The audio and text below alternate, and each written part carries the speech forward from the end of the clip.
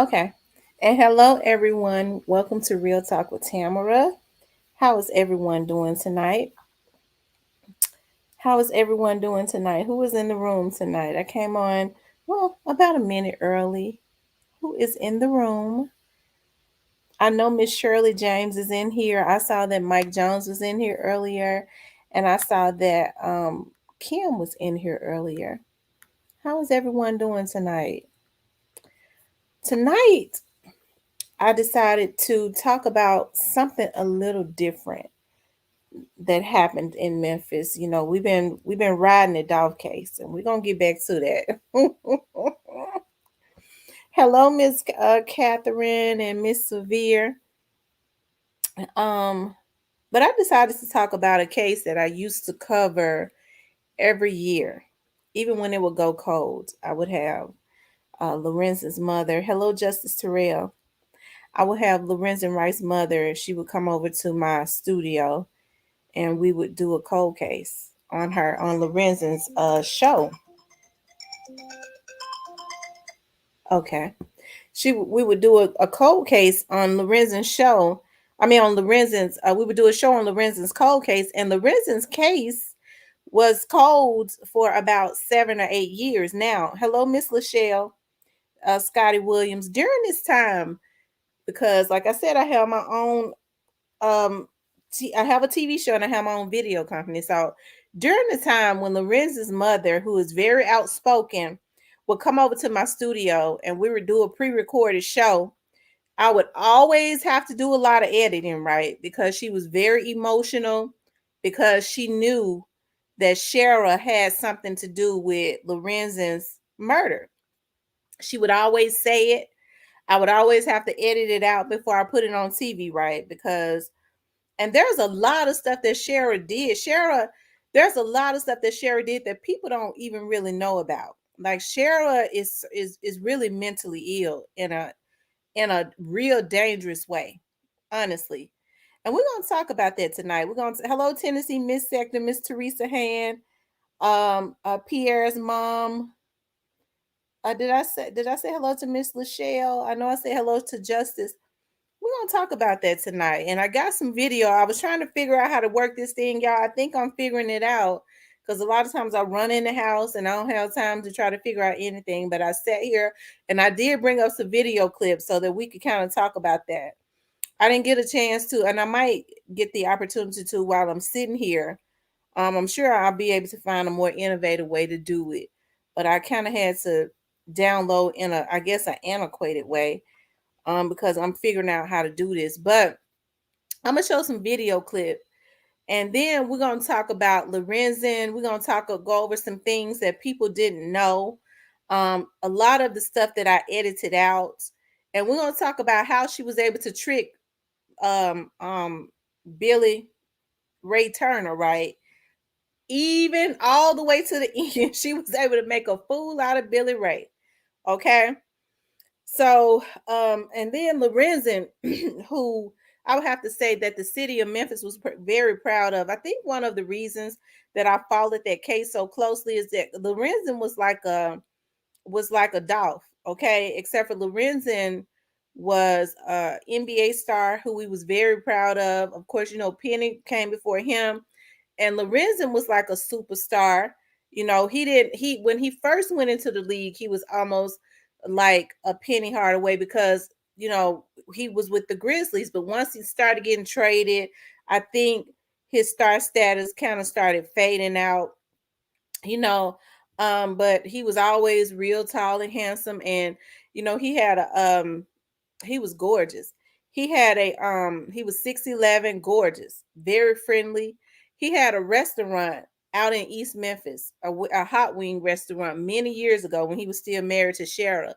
And one of the reasons, hey, Miss Nikki and Miss Essence and Dima, and one of the reasons that people talked about, he invested in things, they felt like he had made bad investments. But Lorenzen's mother even talked about one of the reasons that uh his chicken restaurant went out of business is because a lot of times more times than often, so more than often, when people would come in there to buy their food and their credit card would decline and Lorenzen was there, he would give them the food anyways, right? Um, so in the beginning, we was very disappointed about how they allowed that case to go cold. Just a lot of the stuff that Sherra did because she ended up marrying a deputy sheriff, and I do believe that was to stay. Yeah, he was fine as wine, Dima. That was to stay close to the case. It's a lot of stuff that went on that people don't necessarily know. It was a lot of stuff within the evidence room because Cheryl was having affairs with police officers. She even married a deputy sheriff. So people can try to say I protect police officers. No, when a person is wrong, I talk about it. Okay. There was stuff that evidence that even came up missing, which is why even now that's why the policy is more stringent as it relates to the property room, because the property room is like downstairs, the police property room. At 201, well, it still is for the sheriff's office. The police department has moved over to another building, but for a lot of years, they was in there together. The sheriff's office and the police department was in 201 until about a couple years ago. The police department moved to another building just about 2 minutes away, right? And they all shared the same property room. That was property. Okay, rest in peace, young dog. We're gonna be right back on dog tomorrow. But that was property to come up missing and things of that nature. But Sherra, you know, Miss Lorenzen's mother, Miss Marion, who I'm gonna have on here really soon, she's bonding with her grandchildren. When all of that stuff happened, her grandchildren was forced to choose, and they love their mother. They believe what their mom said.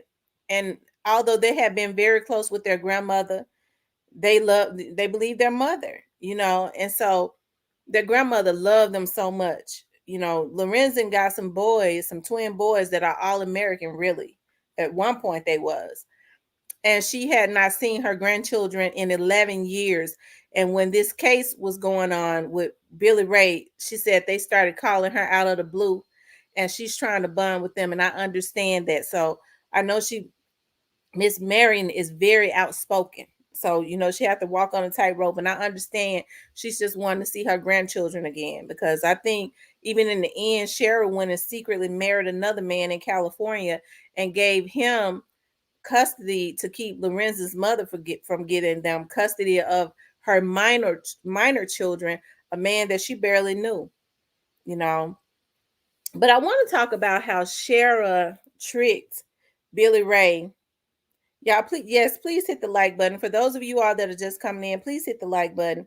I want to talk about how Sherra tricked Billy Ray and how Sherra um I don't really feel like she got enough time, right? Because she'll be eligible, and I forgot to look that up. I think she'll be eligible for like a, a parole, and um I believe she'll go up before the parole board, I think in about 9 years. It don't mean that she's gonna get out or anything, but I think she will. But she was able to trick Billy Ray, because from my understanding, it was Billy Ray that they really wanted to cut the deal with, right? Because they knew that Sherra masterminded, and she made a fool out of him, right? She made a fool out of him. But what I want to do is, y'all, look at me, I'm flexing. I'm gonna see if I can pull this up. I want to share with you all when this stuff first happened. And I remember when Lorenzen went missing, and it was all over the news that he was missing, and his mother had said that the last thing that she remembered, because now Lorenzen was in Atlanta. He had gotten a home in Atlanta, and he was in Atlanta, and he had his children for the summer. And Sherra tricked him into coming to Memphis. What he did was he got he had his friend to bring the children. Submit, yeah, she's a slick one and a sick one.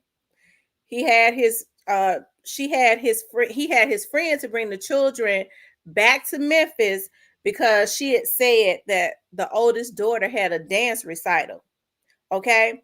And so once she realized that Lorenzen didn't come, she called Lorenzen and said, "Aren't you going to support Lauren? That's the oldest daughter's name, Lauren.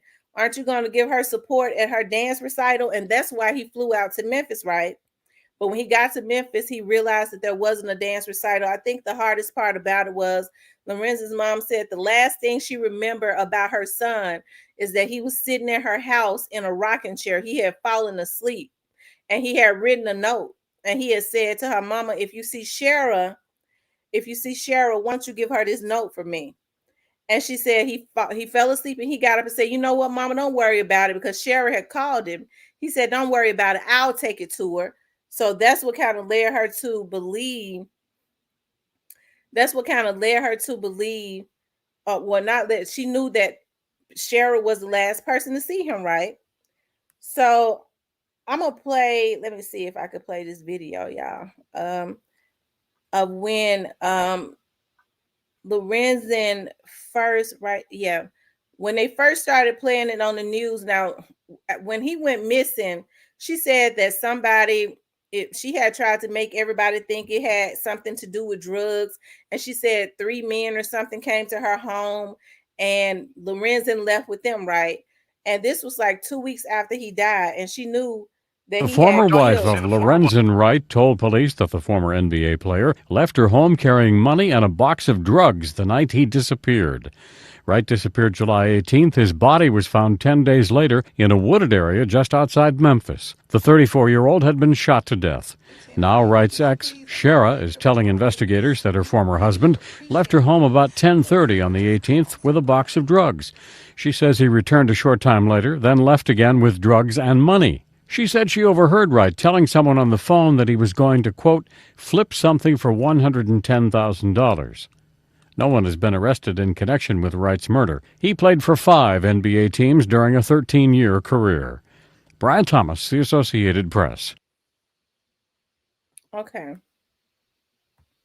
Now, in that video, like I said, I'm just figuring out how to do this. In that video, another clip in that same video, when she's in her door, she was saying when he left, he's fine. He's gonna be fine. I cannot believe that anything has happened to him. I mean, she really put on a show. She could have won an Academy Award, but she knew all the time that she had.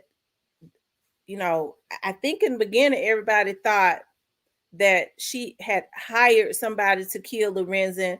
We didn't know until later on that she was actually out there and she was one of the shooters, right? Lorenzen's mother has started saying that Sherra was one of the shooters, right? Because now what we heard on what they released as far as the 911 tape of the shooting when he called 911 twice as he was running, they only released a snippet of it to the news media. But in the longer version, he could be heard saying before they started shooting him, wait a minute, let's talk about this. So that's how they didn't release that to the public, but like the authorities knew that he had to have been around someone that he knew, right?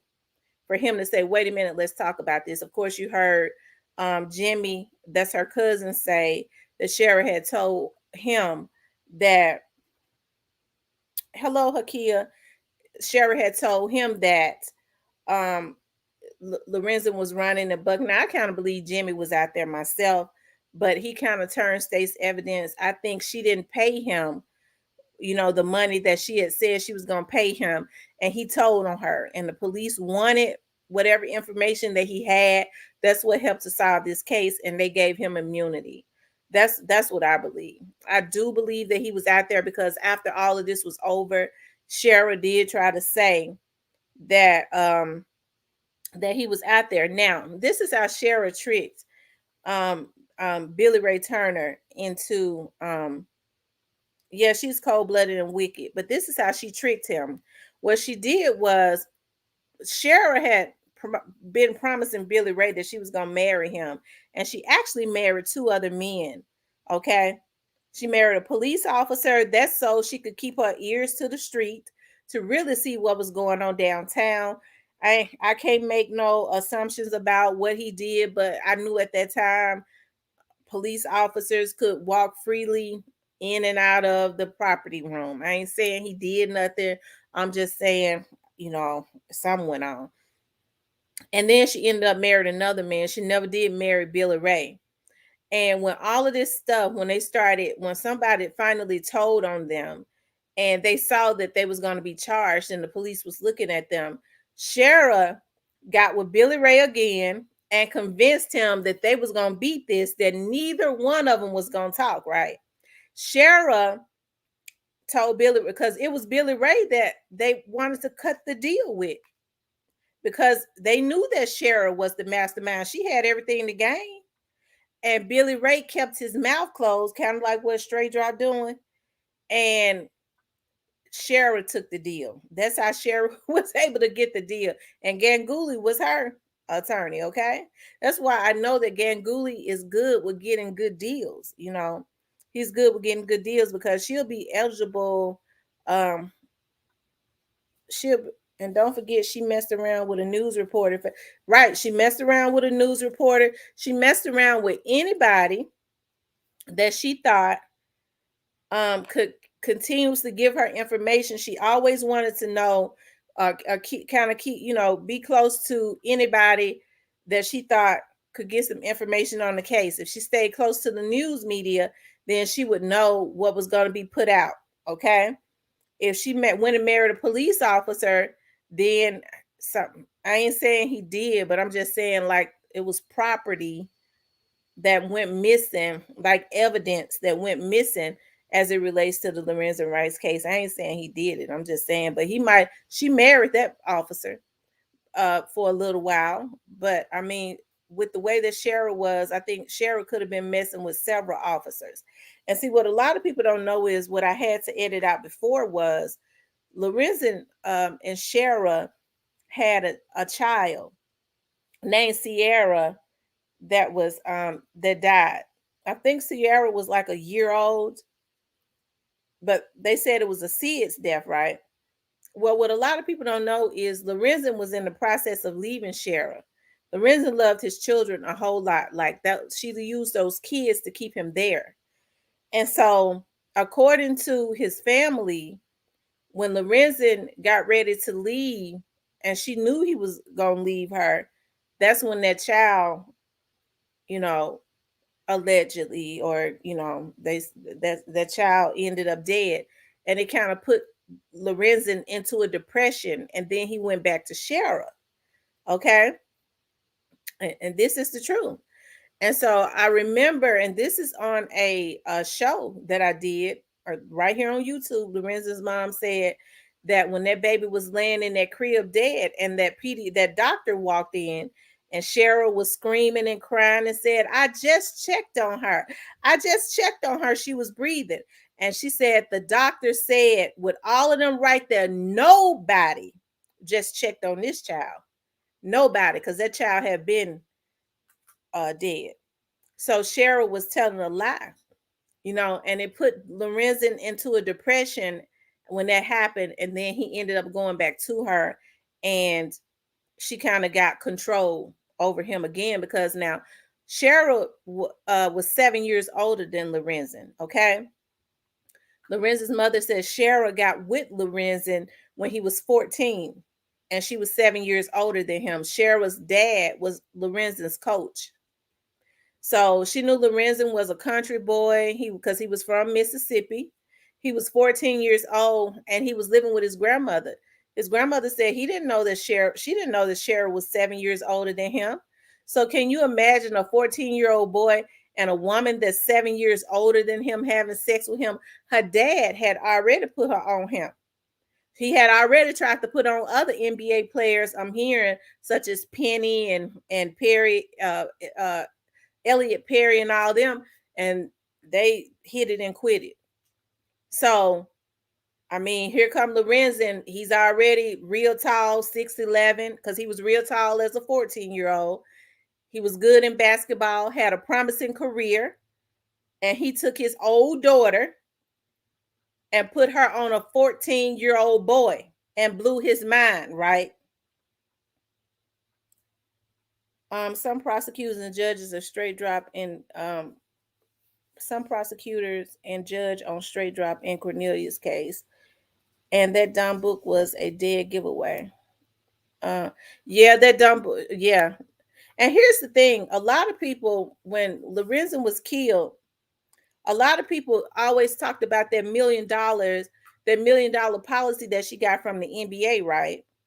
Well, that's not the only policy that Sherra got. That's not all that Sherra got. Okay, so I think what Lorenzen did was he never thought that Sherra would kill him. So what Lorenzen did was he let Sherra know because allegedly Sherra had started, he had found her lifestyle had not changed. Absolutely a predator, and we we just getting started because Sherra crazy. Sherra had an uncle to come up missing, okay, and allegedly it was, and this is from some reliable people that I talked to. I'm not gonna point the finger at nobody who told me, but allegedly the family knew that why her uncle came up missing when she was younger. Okay. So she's always been mentally ill. Allegedly, her and her father had some type of strange relationship. And I'm serious. This is what I was told. And I hate to say stuff like this, but you think about Sherra's history. Sherra is mentally ill. Okay. Sherra is mentally ill. There was some people that even when this was going on, before they found out that Sherra did this, would call me, that knew Sherra would call me anonymously and say, it was kind of strange the way Sherra and her. They said we don't know of a whole lot of grown women that still sleeps in the bed with their daddy. I don't think no grown women that close. That's weird. So that's why I say it's a mental illness that's going on. She was too old for him and she molded him. And when the year that he went pro, that's when she knew he was going to go pro. That's when she got pregnant to seal everything. She made sure she got pregnant with that baby so that she could have a payday. Okay. But I think where Lorenzen went wrong at was Lorenzen told Sherra because of her lifestyle. Because see, in the beginning, he was supposed, when he was in the NBA, when they divorced, he was ordered to pay her, I think about 26 or 30, about 24, $26,000 a month.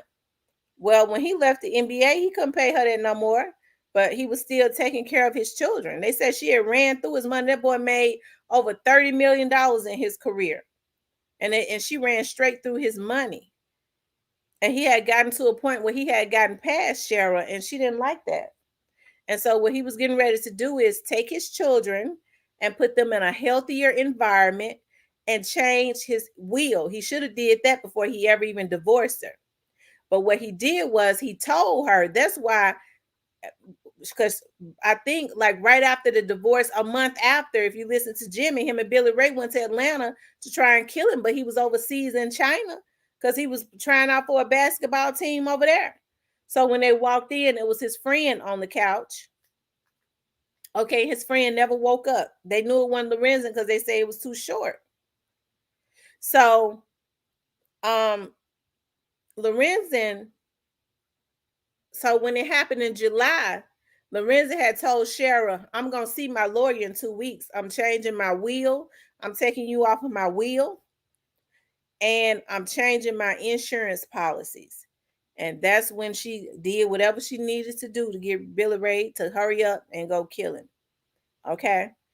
Um, I think one of the reasons that, or I know one of the reasons that Lorenzen's mother was taking it so hard is because, like I was saying, so many people was talking about how Sherra got that $1 million policy from the NBA because she was his beneficiary. But Sherra also had other policies on Lorenzen, right?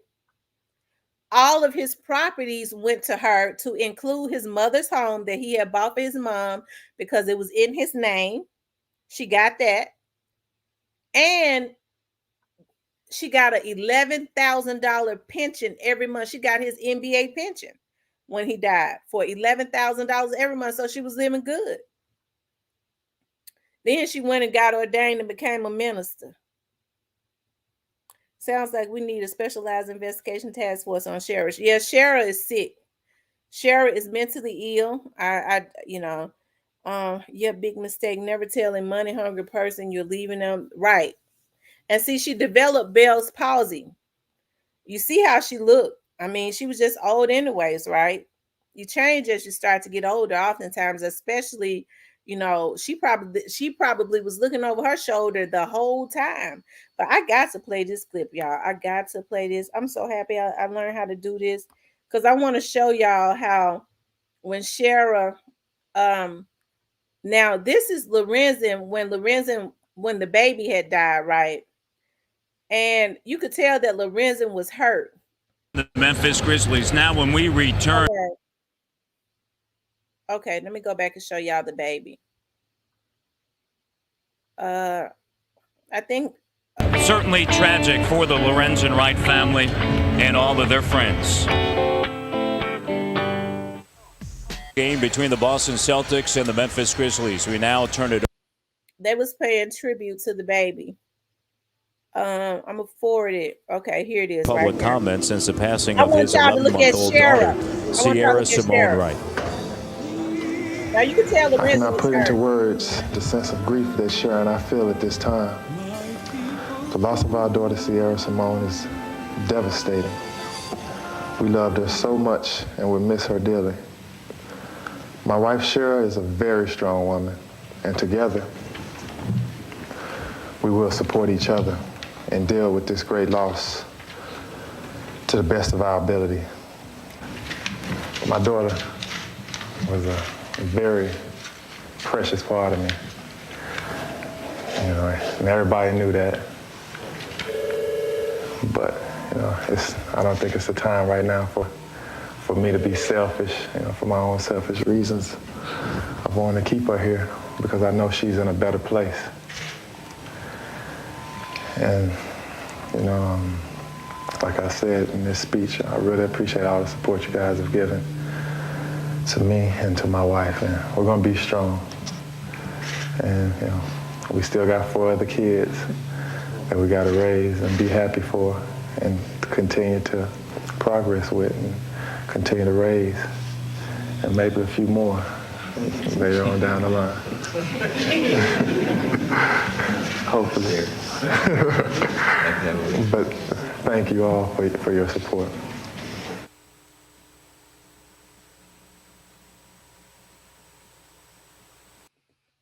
Okay, now y'all see her, right? Now, Lorenzen was barely 30, I believe, when that happened. Okay? Yeah, his mother, I'm telling you, I would always have to edit it out, but I did not. It's still on record on one of my shows where his mother, she was very vocal about that. She said, I was there. And it sent Lorenzen. Lorenzen was getting ready to divorce Sherra. He had gotten enough of her. Okay, he was getting ready to divorce her. That was the first time. And that baby came up dead. Okay, and they said it was SIDS. And here's the thing, because I've had children too, and I don't know. I'm not a doctor, but the baby was over a year old, about a year old or something like that. I didn't know that babies still. I thought they was kind of like out of the red around a year old. I know anything could happen. I think she was over a year or something like that. But if you look at her, she don't even look like she's grieving, because it seems like to me she had the same look when they came to her door asking how Lorenzen was at. And she said she hadn't seen him and she knew she had just killed him 2 weeks before. Sherra talking like in that baby voice in court was more confirmation. She has a mental illness. She has a mental illness. I think that should be looked at.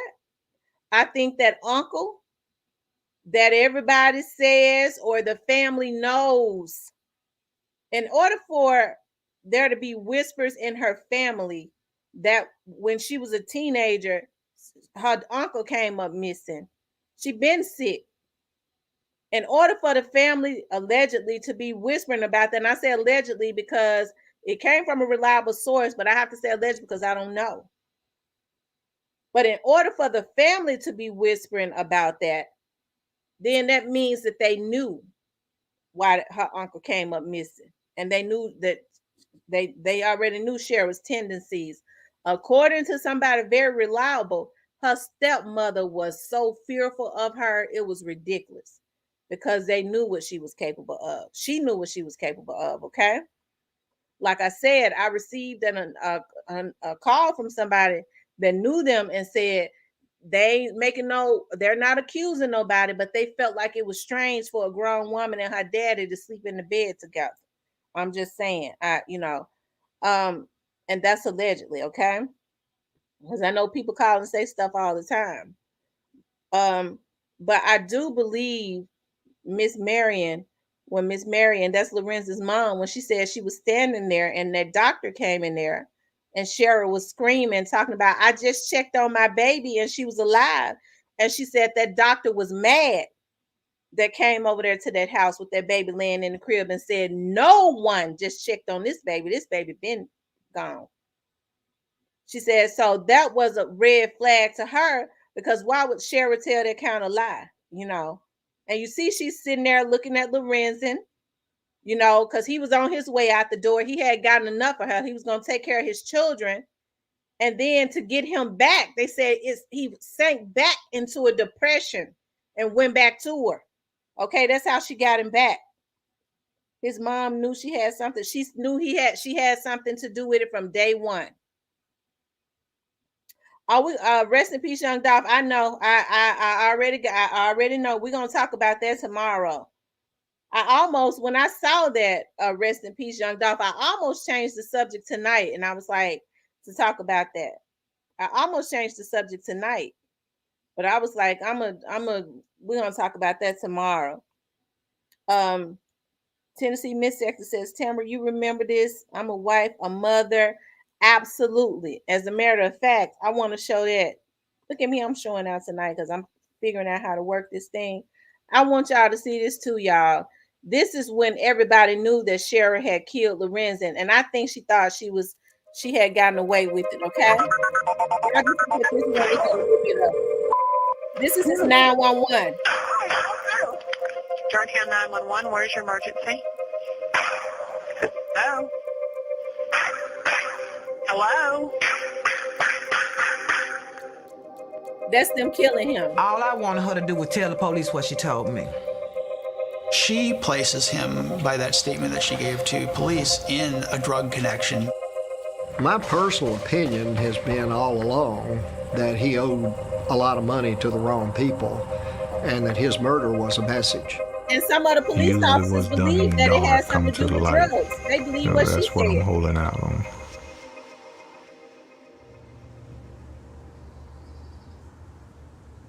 Living with Lorenzen, you have to learn how to not automatically be offended by somebody. You have to learn how to assess what's being said. And in Lorenzen's death, in that case, through my research, the wife or the husband or the significant other, they're always the one that they want to find answers from first. Did you have any part in Lorenzen's murder? According to Sherra, Lorenzen's deceit, abuse, and infidelity were threads in their marriage. After 6 kids and 13 years together, the Wrights divorced in February of 2010. Although he moved to Atlanta, Wright still made frequent trips back to Memphis to see both Sherra and the kids. He arrived for his final visit on July 18th, just hours before he was murdered. When police learned that Sherra was the last known person to see him, they attempted to question her. Initially, she remained quiet behind a lawyer, but after 9 days, she spoke to authorities on the phone. There's the statements of his ex-wife, Sherra, who told police, it's in the police affidavit that they used to search her home after his body was found, that Lorenzen was here at my house, a couple hours before he disappeared, and he had a box of drugs with him and a large sum of money. He was talking over that time that he was there on a track phone. He then left with somebody she didn't know, and that was the last anyone ever saw of him.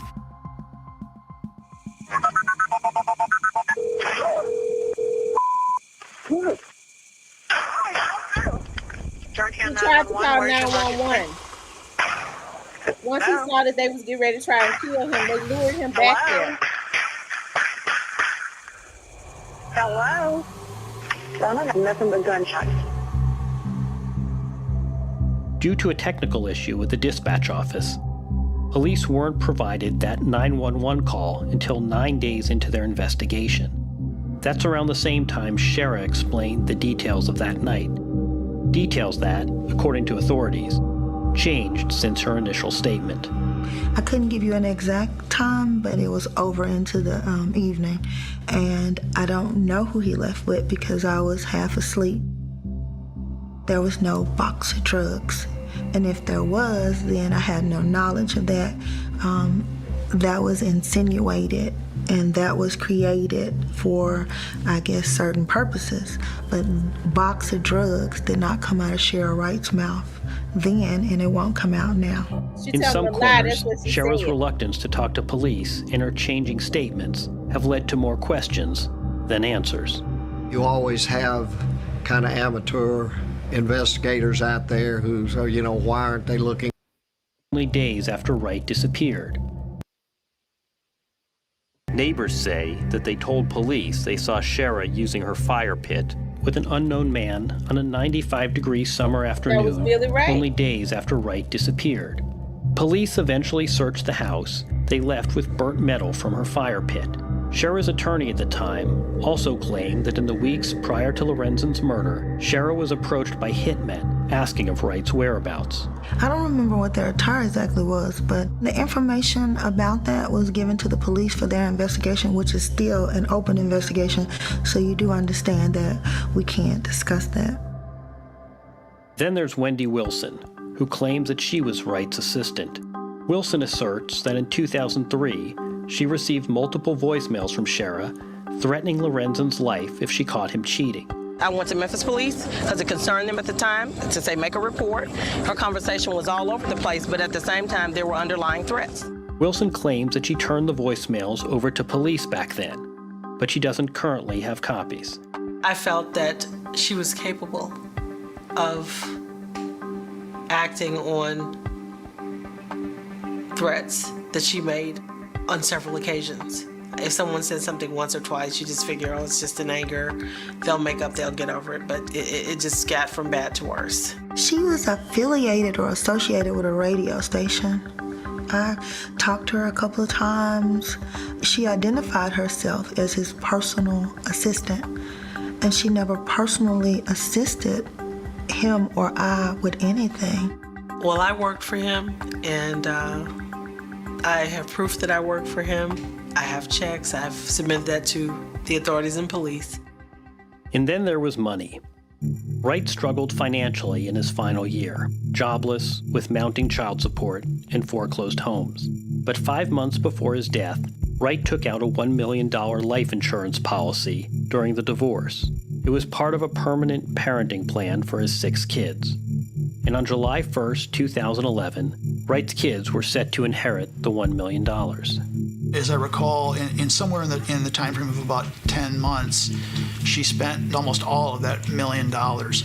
There are indications of frivolous spending. There were, some luxury cars bought.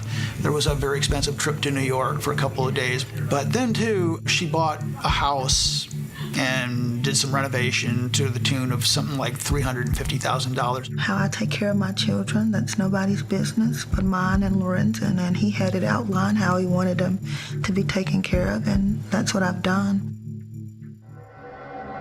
Unsolved murders are hardly uncommon. According to the FBI, and the only way she's going to get some closure is for us to find out who killed her son. Barring some... I want to get to the end where they couldn't even get her to... They asked her, did she kill Lorenzen? Lorenzen's murder. Okay, here it is. It's the end. Did you have any part in Lorenzen's murder? I'm at first, I'm a wife. Then I'm a mother. And then thirdly, I'm an author. The law enforcement should do what's best to find out who's the killer.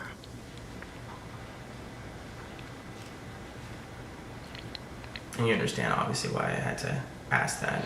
I do, but I'm a wife, a mother, and an author. I let people do what they're good at doing, and I'm just gonna do what I'm good at doing. They need to spend time and focus and find out what happened to him. We all need to know.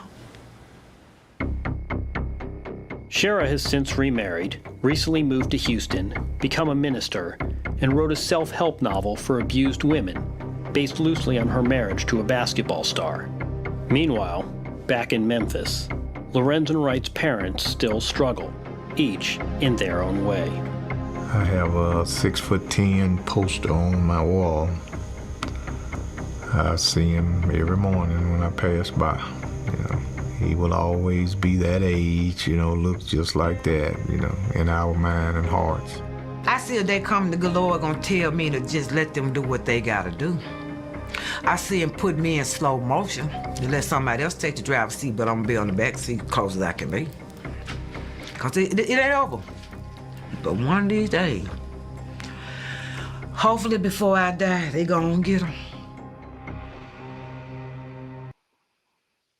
Okay, y'all. Now y'all see why I was so fascinated. Lorenzen's mother broke my heart. Every time she came over to my studio and I did an interview with her, that lady would always, we would always have to stop production because she would start crying uncontrollably. And she would say, I know Sherra killed my son. And I want to put it on tape. And I would go, Miss Marion, I can't get sued because we got to put this on air. I can't put that out. I can't put that on TV. She would say, but I know she killed my son, and I want everybody to know she killed my son. It was very heartbreaking. His mother dealt with a lot of health issues because she knew that Sherra had killed her son, and she wanted everybody to know that Sherra had killed her son. So I'm so happy that, justice is finally served. Yeah, but Sherra, I feel like there's so much others that like Sherra's uncle and that baby, I know they ruled it as a SIDS death, but I really think that they should look at that too because Lorenzen's mother said Lorenzen had gotten up the strength to leave Sherra. I don't know if she had a root on him or what, but he had gotten up the strength to leave Sherra, and that baby came up dead, and it put him into a depression because he loved his children a lot. That's why they had all those kids, because he loved having kids. He loved children. He wanted a lot of children. And that put him into a depression. And he ended up going back to her, So I'm so happy that he finally I'm so happy that he's finally got justice and Miss Marion, because she adored her grandchildren and she has not had any contact with those. She's kept those kids away from him for 11 years. And the fact that those kids are starting to call her again is it just makes my heart smile, because she would always cry about that. She was like, she took my son away and now she's taking my grandkids and that's what's left. And now that those kids are coming back around her because they see now, she said they started calling her when they saw Sherra's first cousin, Jimmy's testimony. When they heard Jimmy say that Sherra told him that's when they got back in touch with their grandmother, because they knew their mother had their father killed. Okay. Yeah. His mama knew. His mother used to always say, Sherra would make jokes and say, all right, Lorenzen, you could divorce me if you want to, but you worth more dead than alive. She said she would say it in a joking way. But that's why Lorenzen's mother would always say, when she was on my show, when I said, well, what do you think happened to him? She said, my son, to some people, my son was worth more dead than alive. She said, because that's what Sherra used to joke and say all the time, And here's the thing, when Lorenzen was killed, and all of those properties that he had, because his mother's house was in his name, Sherra got that property and sold it. Okay, because he had not had the opportunity to change, like he had told her, I'm taking everything out, I'm taking you out of my will. And that's why she hurried up and killed him. I really hate that he told her that. That's why she was in such a rush to do it. She made Billy Ray with his dumbass thing that she was in a rush to she made Billy Ray think that she was in a rush to kill him, so that for some other stuff so that they could get married and this and that. And, Lorenzen was never going to allow her to be happy. And he believed it. And here's the thing, Billy Ray was wrong. That was wrong on so many levels. Lorenzen gave Billy Ray Turner a opportunity because it was Lorenzen who had started hiring Billy Ray when him and Sherra was still together to upkeep his yard. And they said he helped him out as far as giving him an opportunity and getting his business and stuff started. And he would give referrals he would refer Billy Ray to other people. So that was just kind of low down. I guess they said Sherra put it on him and he lost his mind. Those slick jokes I'm telling you, Player Cole, those slick jokes that's why his mother always said, my son is dead because some people felt like he was worth more dead than alive. Sherra she got a mental illness. She's mentally ill. And Ganguly, she tricked Billy. Like I said, she tricked Billy Ray to the end. Ganguly, the police wanted to cut a deal with Billy Ray because they knew that Sherra was the one that gained everything, $11,000, even though she ran through that $1 million insurance policy. Lorenzen's mother says Sherra had insurance policies on Lorenzen on her own, not just that $1 million insurance policy that she ran through. And then she was getting his pension. Anybody can live off of $11,000 a month. Even back then, though, even now, that's a lot of money. This saddens me. How could that witch do him that way? I know. Jimmy says that his back was turned. It's something about these cowards. He trusted her because that was in the area of where they used to live at when they was living in Southwind. She took him down the back road. So he knew that road. She told him, like her cousin said, that she was ready to meet somebody, to get some money. And Lorenzen's back was turned. And then he called 911 because he felt funny the first time and he hung up. And then when they ambushed him, that's when he started calling 911 again, but he was running as he was calling. Okay? Because Jimmy said, our first cousin said, Sherra said he was running, but Jimmy was out there too, I believe. He was running and jumping because he was real tall. They said he jumped that wire fence. And here's the thing. She lost one of the guns. And they had to go back out there with Lorenzen's body out there. And that was one of the hottest summers of the year. One of the hottest summers of the year. And Lorenzen's mother always knew that it wasn't a robbery because when they found Lorenzen, he still had, I believe he had about $12,000 in his pocket, in his pants pocket. And he had on an $18,000 bracelet. So, if somebody had wanted to rob him, they weren't going to leave him with that money. And they sure was not going to leave him with that jewelry, right? So what they did was they gave the bracelet to his oldest son. But when he was finally found, it was so hot. He really didn't. He, the bugs and stuff when he was found, he was 70 pounds. So that means all of his flesh and stuff had been eaten off of him. So Jimmy said that they went back out there looking for the gun a few days later because she said she lost the gun or something like that. How could they go back out there and look at that boy laying there dead? Okay. They went back out there to find one of the guns that she said she lost or something that she lost. They had to go find. And that's when they cut the wire fence. Hi, Tamara. She didn't even think about his and her kids. Absolutely not. She was money hungry. And she felt like that if she couldn't have him because she had manipulated him since he was 14 years old. So she felt like if she couldn't have him, nobody was going to have him. She felt like if she couldn't have him, nobody was going to have him. And that's why she killed him because she knew she wasn't going to be able to manipulate him no more.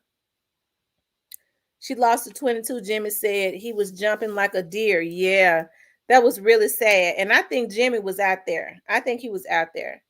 Hi, Tamara. She didn't even think about his kids at all. Sad now dad is gone forever. Right. And now his children, because his children completely cut ties with his family because they believed what their mother said, and they were little. Of course, they would believe what their mother said. But I'm just happy that they're reuniting with their grandmother because that's all she ever talked about. She would always cry, because she would say, she took my son and now I can't even see his kids. That's all that I have left of him. It would always be really sad, but I'm so happy that this lady has finally got justice. But I kind of feel like Sherra kind of got off easily. Ganguly got her off easily. They tricked Billy Ray, but Billy Ray dumb. Anytime you that dumb, you need to be tricked. Okay, he was 57 pounds. Wow. That means he was just bones. He was just bones. And to this very day, Lorenzen's mother, and I'm sure she may have heard it in court, but I know she had told me before she had not been able to listen to the 911 tape. And I don't think I would have been able to either. Now, sitting in court, she probably had to hear it. He didn't have body mass when they found him. Yeah, that's a shame. And she's able to sit there when that man asked her, "Did you kill him?" You heard what she said. "I'm an author, a mother. The police need to get out there and do their job." And finally, they did their job. That's why she's sitting down there. That's why she's down there in jail. She had a straight face. She had a straight face the whole time. That's why I say she could have done something to that baby. She had a straight face the whole time. Wow, how long was his body out? His body was out there for 9 days, and it was one of the hottest summers of the year. That was one of our hottest summers in the middle of June. I mean, in the middle of July. Yeah. Yeah, she was brainwashed. Yeah, she was brainwashing the kids. How much time did she get? How much time did Sherra get? I think she could get up. Is it up? Somebody look it up for me. I think she could get up to 30 years, but she'll come up for parole in what, like 9 years or something like that.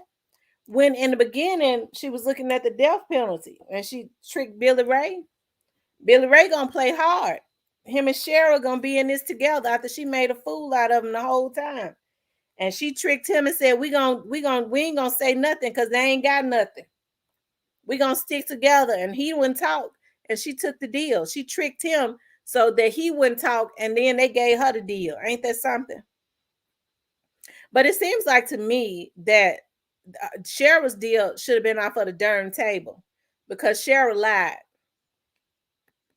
Because Jimmy really told everything, although I feel like he was out there, but I do feel like he told the truth on everything other than, everything except for him not being there. I do believe that he was there. Kim, I think 10 to 12 days, it was in 100-degree weather. And it was back there in the woods. And even when you go past that little wooded area now, it's like this creepiness. Like, I've never been able to go down that road. I know people used to like to go down there so that they could see. I've never been able to. Even when I've driven past there, it's like, it's real creepy. Even in the daylight, I've never wanted to go down that road. His mom said he continuously spoke to her through his grave, not to give up. Yeah. I said she never answered the reporter's questions. That's how I knew she, right. He asked her, and she could never say, "I did not kill the father of the father of my children." She said the police need to do their job, and she's an author and a mother. I'm an author and a mother. The police need to figure out what happened. That's what she said. Sherra was so desperate. This guy that I know that owns a bonding company said that Sherra came in there, and I don't know what was the purpose, and tried to get a job in there. And she was flirting with them and everything. I guess I don't know what, I can't understand, but she ended up marrying a deputy sheriff. You know what I'm saying? And then all the property, all of the evidence that they had started to go missing. That's why they changed the policies, and those police officers just can't walk into the property room no more, because it was some weird stuff that went on with that case. And now it was some, I do believe that she was having sex with multiple men. I don't know what she was doing, but they said she drove the men crazy. She didn't look like nothing. But it's like they couldn't resist her. They did whatever she said do. That's what's so weird. No, his mother. No, it's if I was his mother, I would sue her. But Sherra was spending all that money. She went through $1 million in 9 months, and I think she was spending that money so fast because she wanted to make sure that she spent everything he had. She felt like she was supposed to. She wanted to make sure his family didn't get nothing. She didn't know when she was gonna go to jail, so I think she was hurrying up and spending that money. And then it was people that she had to pay off too. The only thing that Billy Ray Turner got out of it was some lawn equipment. She bought him $5,000 worth of lawn equipment and promised him that she was gonna marry him, and she never did. She married 2 other men, still didn't marry him. Then made a fool out of him at the end and said they was gonna stick together, and he didn't take the deal, and she took it. Let's see. So and and I wonder if Ganguly was in on that. Well, I mean, he got a good deal. But Ganguly Straight Drop's attorney was her attorney. I told y'all he's good with getting deals. It might be the reason why he's looking so sad now, because Cornelia's gonna take that deal before Straight Drop could take it. She probably would do half of her time, and then she'll get out because she's mentally ill and marry another sucker and put some insurance on him, and something will happen. She'll move. She'll move. She's required to serve 30% of a 30-year sentence, and she may be able to get out in 9 years. Okay. She needs to spend. She should have gotten a death penalty. That's what she should have gotten. And if I'm not mistaken, I think it may have been before them at one time. In that case, I don't know. If she gets out, the first thing she'll do is she's gonna latch onto a man. And for some reason they said the men couldn't resist her. I don't know what she had going on, but they said no man could resist her. They fell completely head over heels in love with her. So I don't know what kind of roots she was working, but who she went and got them roots from, but they said none of the men could resist it. In 2026, she will be eligible for parole. I'm sorry. Is she required to serve 30% of 30 years and 9 years? That wooded area, found body riddled with bullets and decomposed when he was found. Sherra lied to the end. She definitely should never have gotten any deal. I'm telling you, voice sounded like Michelle A. And then she went over there to the jail and did something in the jail. I forgot what she did. But she did something. I forgot what Sherra did. His mom said she knew Sherra's cousin was there because he said Lorenzen ran like a deer. Absolutely. I think that he was there too. I think his deal was he give them what happened, but whatever he says could not be used against him. So he got immunity, so that's why he told everything. But I really believe that he was there. Lorenzen Jr. is a spinning image of his dad. God, those twins look just like him too. Those twins are just like their father too. And his mother, Miss Marion, said Lorenzen did run like a deer. Wow. They said that he was so scared they couldn't catch him until he fell. So in order for him to have fallen, they might have shot him or something, shot him in the leg, and that may have been what made him fall. But either way, it's a sad thing. You could hear him on the 911 tape, and you could see how scared he is. Like, you could see how scared he is. It's a sad thing. Yeah, she's a black widow. I see a picture of her in court laughing, and then she ended up developing some kind of dysfunction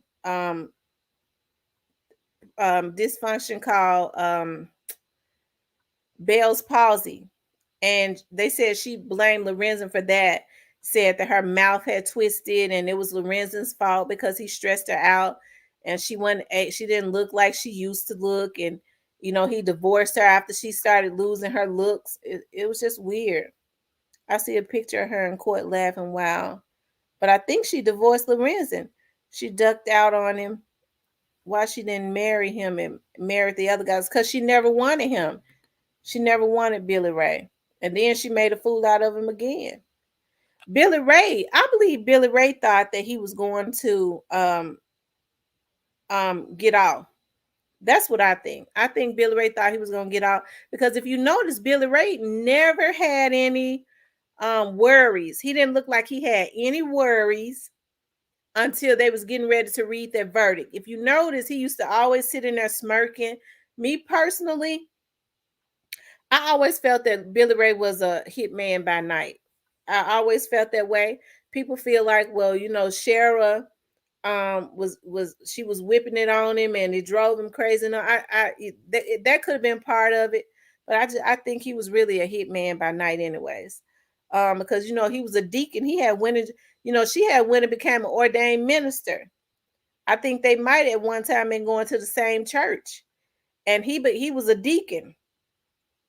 And you remember the pastor was speaking up for him, you know, because they was putting a whole lot of money in the church and stuff. So he was like he couldn't believe that they had anything to do with Lorenzen's death because they was very dedicated to his ministry. She was doing something strange for change. Hakia, after she puts on her makeup, she won't look that way. They say she flooded the jail and walked around. That's exactly what happened, Tempest. That's exactly what happened. She took her clothes off and stuff. The toilet was screaming. She was going swimming. Well, that was around the time, you know, her trial was going on. She was trying to play crazy. She was trying to play crazy. Yeah, she got immunity also. He smiled the whole time he testified to. Yeah. Do you know her ex-boyfriend wrote a book about her? It's on Amazon. No, I didn't know that. Flooded to Sarah. Sarah refused to put her clothes on. Jimmy said they shot him in the knee so that he could not get back up. She also that him in the face. Okay, she also shot him in the face. Okay. That's a sad why to die seeing the person that you shared a life with trying to kill him. I can't understand how she was able to just kill him like that. I thought she looked like she had a stroke. Yeah, she had Bell's palsy and she blamed Lorenzen for that because, you know, they say that comes about when stress. Billy Ray, it was said he was slow people. Let me read that again. Billy Ray, it was said he was slow people assume he was because he never talked much. Okay. So it was assumed that he was a slow person, right? Billy thought he was going to take Lorenzen place and live a rich lifestyle. I think that too. Billy Ray was hypnotized by Cheryl's wine.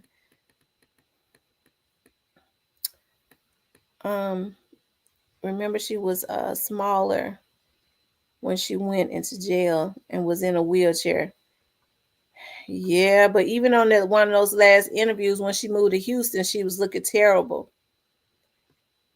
Yeah, she was looking terrible. I'm getting ready to drop the link. I want to know what you all think.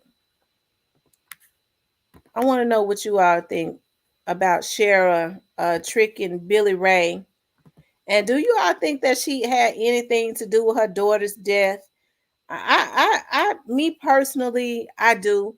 I mean, I feel like I think she felt like she owned Lorenzen because even when she did an interview one time, I remember her saying that Kimberly says shameful pastors can be bought out. That's absolutely true.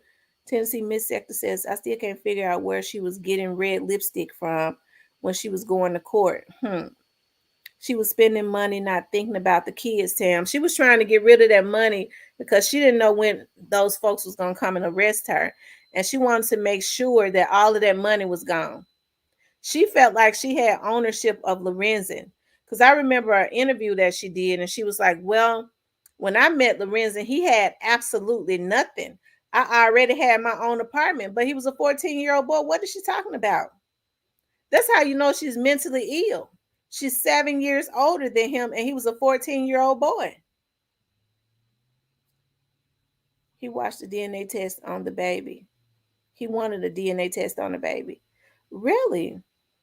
Did the baby pass away from SIDS?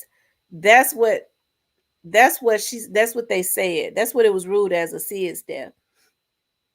84 people in the building. There's 80 people in here. Please hit the like button. Also, if you have not subscribed to the channel, please subscribe to the channel. Supposedly she's broke now. Supposedly, and that's not hard to believe, because I think she tried to go through his money and spend everything so that his mother and his family could not sue her for wrongful death and get anything. She wanted to make sure that nobody was able to get anything. That's what she wanted to do. She wanted to make sure that nobody was able to get anything of his, you know. Because even when his mother used to come on my show and do shows, she would have his children to call his mom. You know, his mother is very outspoken. She would have his children to call the mother, his mom, and say, you know, Grandma, would you stop doing interviews about Dad? We're trying to get over him. Because she didn't want his mother keeping that case alive. She just wanted it to go away. That girl is a sick cookie if I ever seen one.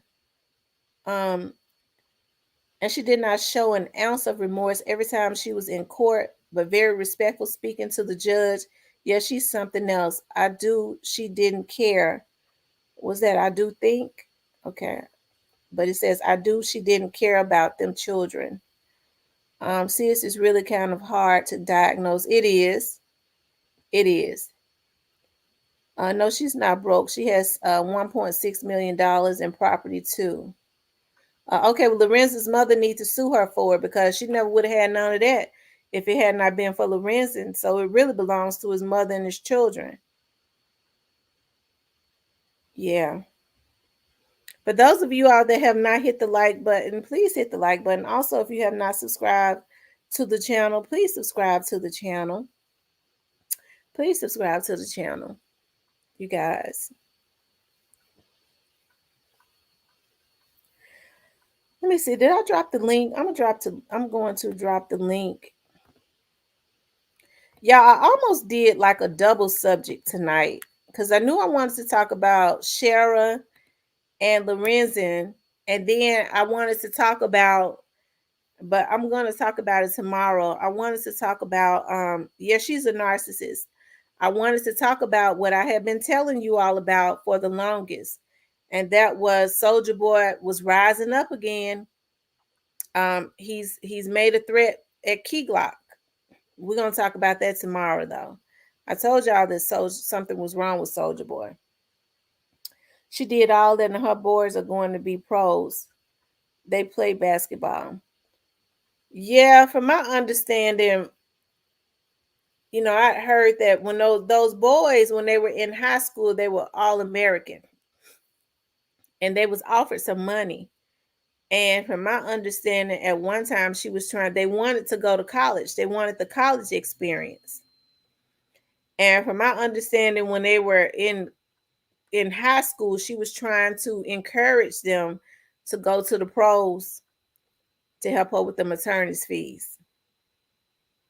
And they didn't want to do that. So this lady is a sick lady. She don't care who she used. And if she gets out again, I can see history repeating itself, because she has not had any help. She ain't had no help. She should have been in jail for statutory rape. You got that right. She should have been in jail for statutory rape. She did all that, and her boys are going to be pros. Go back up. Wow, Key Glock. Good. Yeah. We're going to talk about that tomorrow night. Soulja Boy threatening Key Glock. I told y'all about, I think I've been trying to tell y'all about Soulja Boy. People just brush it off because they say he's trolling. They most definitely froze that access. They see this murder was for money. Anything you got is going to be the parents. Absolutely. I wonder how her kids feel about her now, knowing that she killed their father. Lorenzen's mother said that, because you know his oldest daughter wanted nothing to do with them.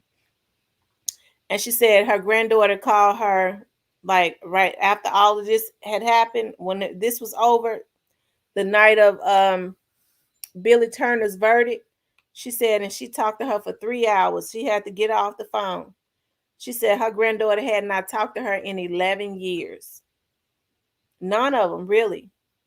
Her oldest granddaughter was very angry at her because she felt like she was trying to take her mother away. But now they're older. Those kids are in their 20s. I think they still got two minors, and even the youngest boy may be about 17, and the youngest daughter might be about 15. And I do remember Lorenzen's mom says that his youngest baby, Sophia, was begging to come and stay with her, and she went and married another man in California and gave him custody of those kids, and those kids didn't know him. And she did that to keep Lorenzen's mother from getting them. Does her kids believe that she killed their dad? I think they believe it now. I think they don't have a choice but to believe it now after they've seen what they saw. Narcissists are selfish people. They have no empathy for others. It's all about them. Yeah, Sherra is mentally ill though. Sherra has a sickness. The boys were still in California with their brother playing ball. That's why I said she had 4 boys. That's 4 potential millionaires. Yeah. Who kept them kids from the grandmother? Sherra did. With her brainwashing her kids, saying that his mother was falsely accusing her and was trying to get her put in jail. That traumatized those kids. They're going to believe what their mother say. They felt like somebody had already taken their dad away. They didn't believe it was their mother. And then they felt like, now my grandmother trying to take my mama away. So of course you can't blame kids for that, but they tend to they believe their mother. Yep, they believe their mother. I'm going to drop the link.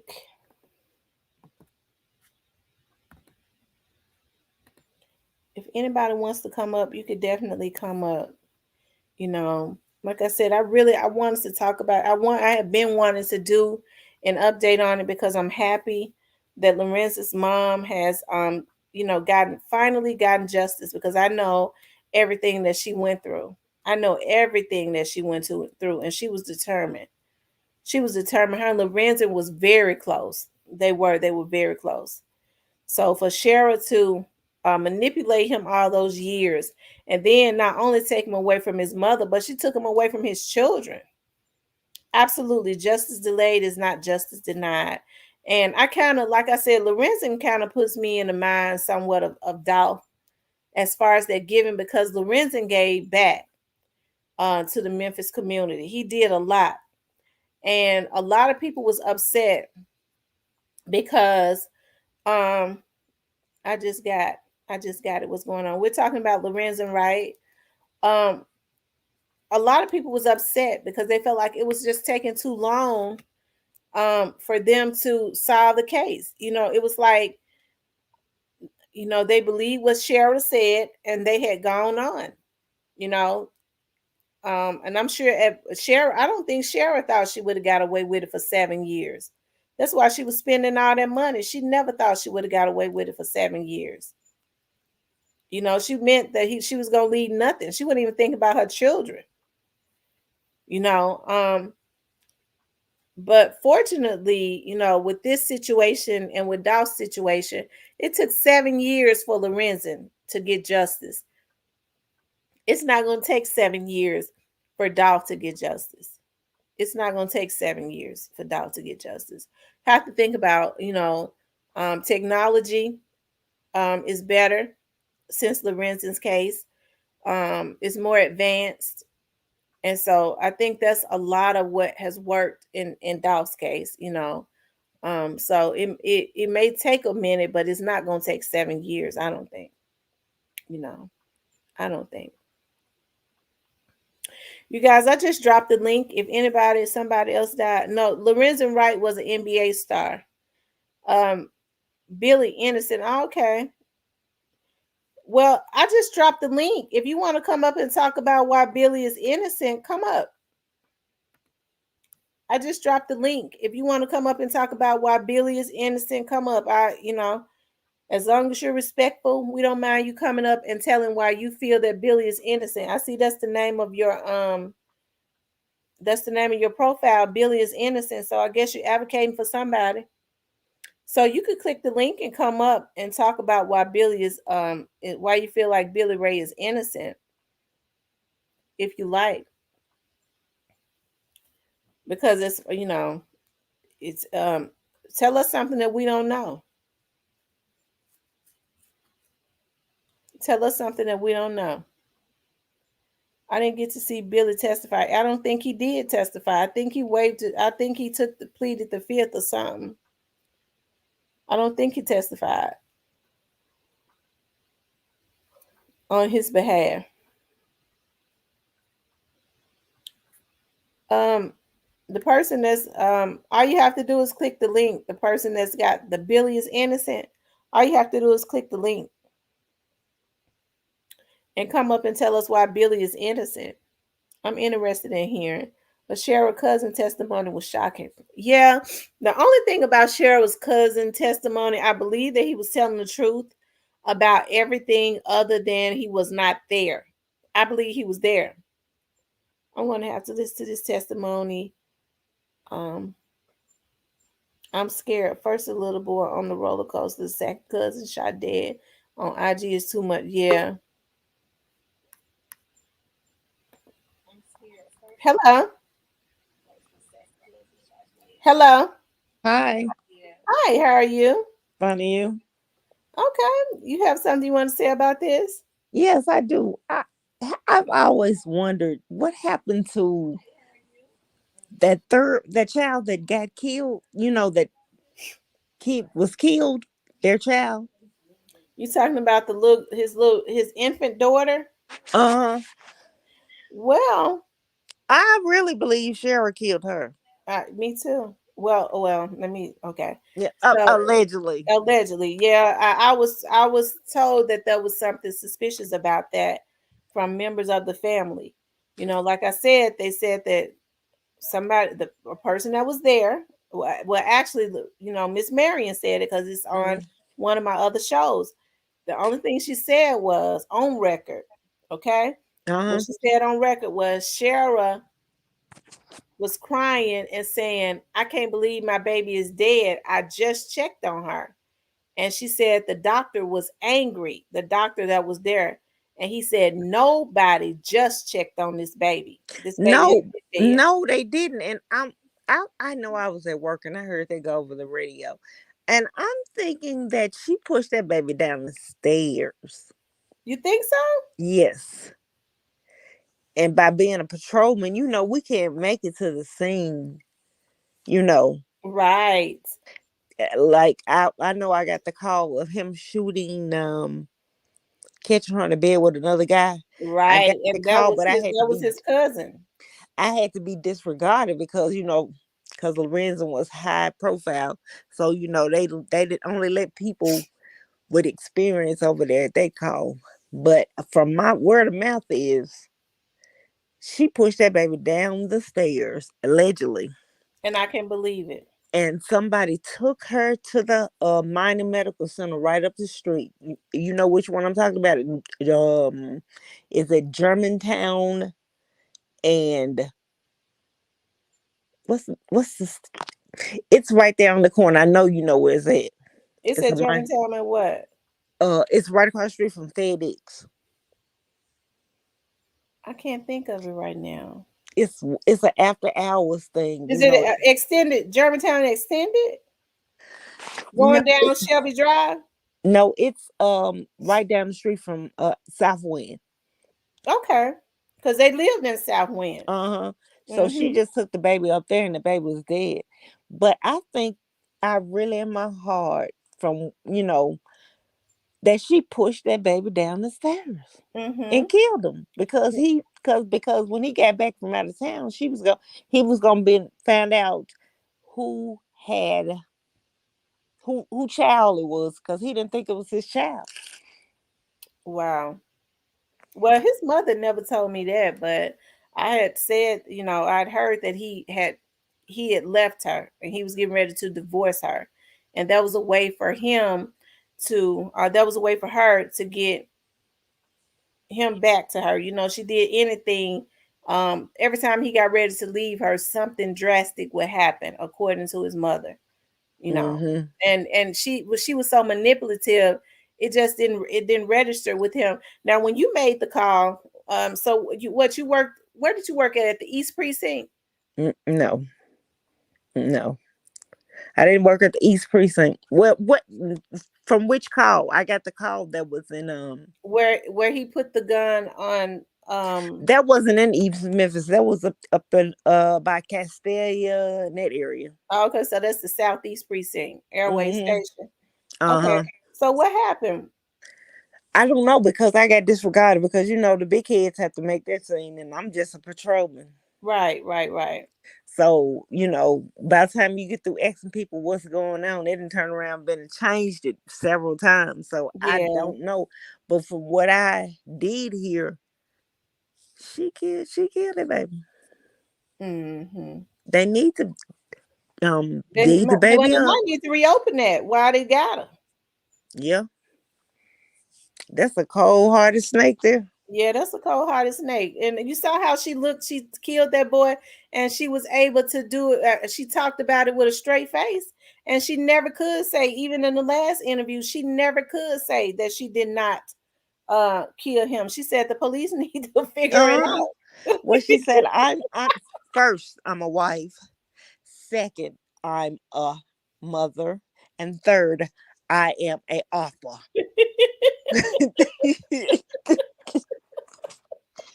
Oh.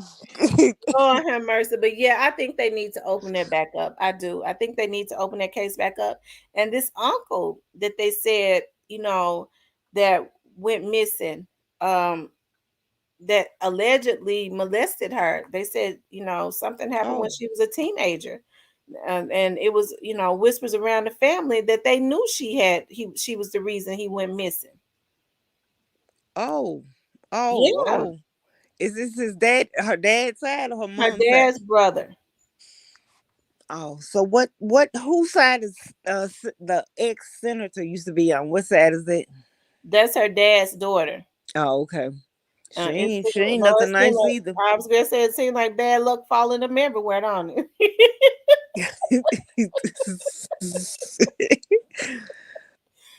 Lord have mercy. But yeah, Because that if that you listen to Bev on the stand, I mean not Bev, but Lorenzen's mother, she goes out and she counts and say all the kids' name, but she left the little baby name out.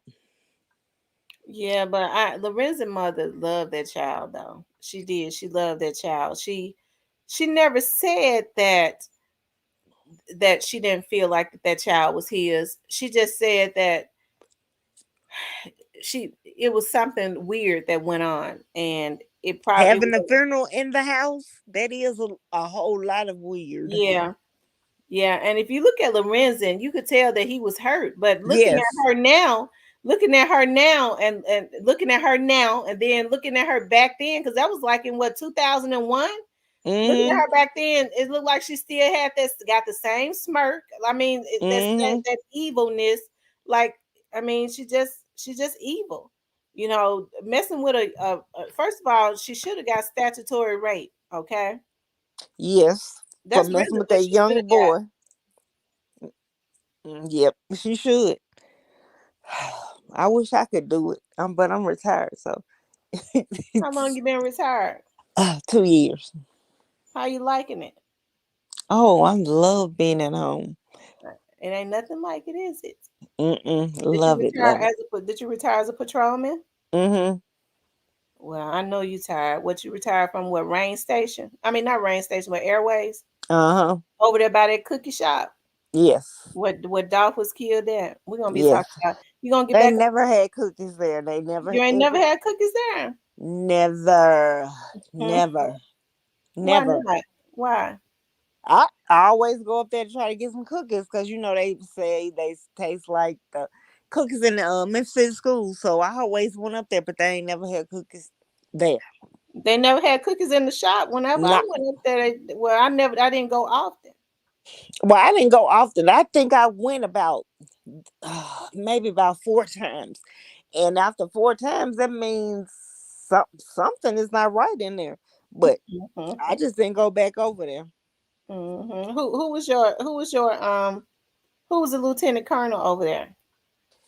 Um, do you know Christopher Lee? Mm-mm. You know Major Martello? I do. What's Major that? Martello is a good guy. Oh yeah, I love Major Martello. What was Yeah, that Major lady that was working Martello a on top good of him? guy. And then he had Torrance. Torrance was running the precinct then. Mm. You remember her? Mm-hmm. Oh, you sound like me, girl. You sound like me, girl. Say it one more time. Mm-hmm. Uh-huh. Once you a bitch. Ooh.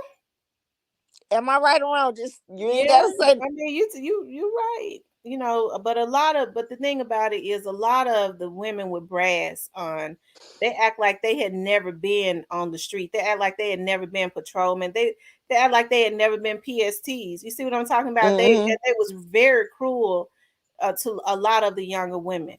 I think they felt like they had to be rougher and to mistreat people. They asses forgot that, especially when they got to a stage when they were appointed, they were so Mm-hmm. scared when they was up under that pen. They felt like they needed to mistreat everybody to get approval. Uh-huh. And well, I can't stand that lady, but she might be listening. But if so, Inspector Torres, I hated you. Lord have mercy. Do you remember? I think one of my best friends, A.D. Green. You remember him? He used to be a lieutenant over there. Green. Oh, I don't know. I don't know. But I'm not sure. he ended up transferring. I know they just Okay. had a promotion where they promoted a lot of sergeants. So Yeah, they the did. the I was like, investigative. dog, I should have stayed on. I, But it wasn't even worth that pain because yeah, I a was lot of when I was working in the office with Tara, Tara and Haley. mm-hmm. I was working there with her, and that inspector gave me hell. Well, that's And how I'm like, I do this job for a hobby. I wish you would get on tomorrow night since you patrolled over there by that cookie shop. We've been talking about Dolph. Okay. I was just having to talk about Lorenzen. I've heard a lot of people say that cookie shop was closed a lot. Me personally, I have not heard anybody other than on YouTube say that the cookie shop had anything to do with that. I can't put that on the cookie shop because I don't know that. Well, okay. What time are you gonna be on tomorrow? I'll be on tomorrow and I'm gonna get on at about 9:30. Okay. I'll be up there. Okay. All All right. right. Bye bye. Thank you. Thank you. It's always good for when people come up on the panel, because I worked for MPD too. Of course, I think I told y'all that worked for MPD or work for the sheriff's office. Because a lot of them just be in the background and don't come up. That was cool. Let's see. For those of you all that are just coming into the room, please hit the like button. Also, if you have not subscribed to the channel, please subscribe to the channel. Yeah, we're gonna be talking about Soldier Boy and Doll tomorrow. She patrolled over there by the cookie shop. That was her area. So she gonna come up here on the panel tomorrow.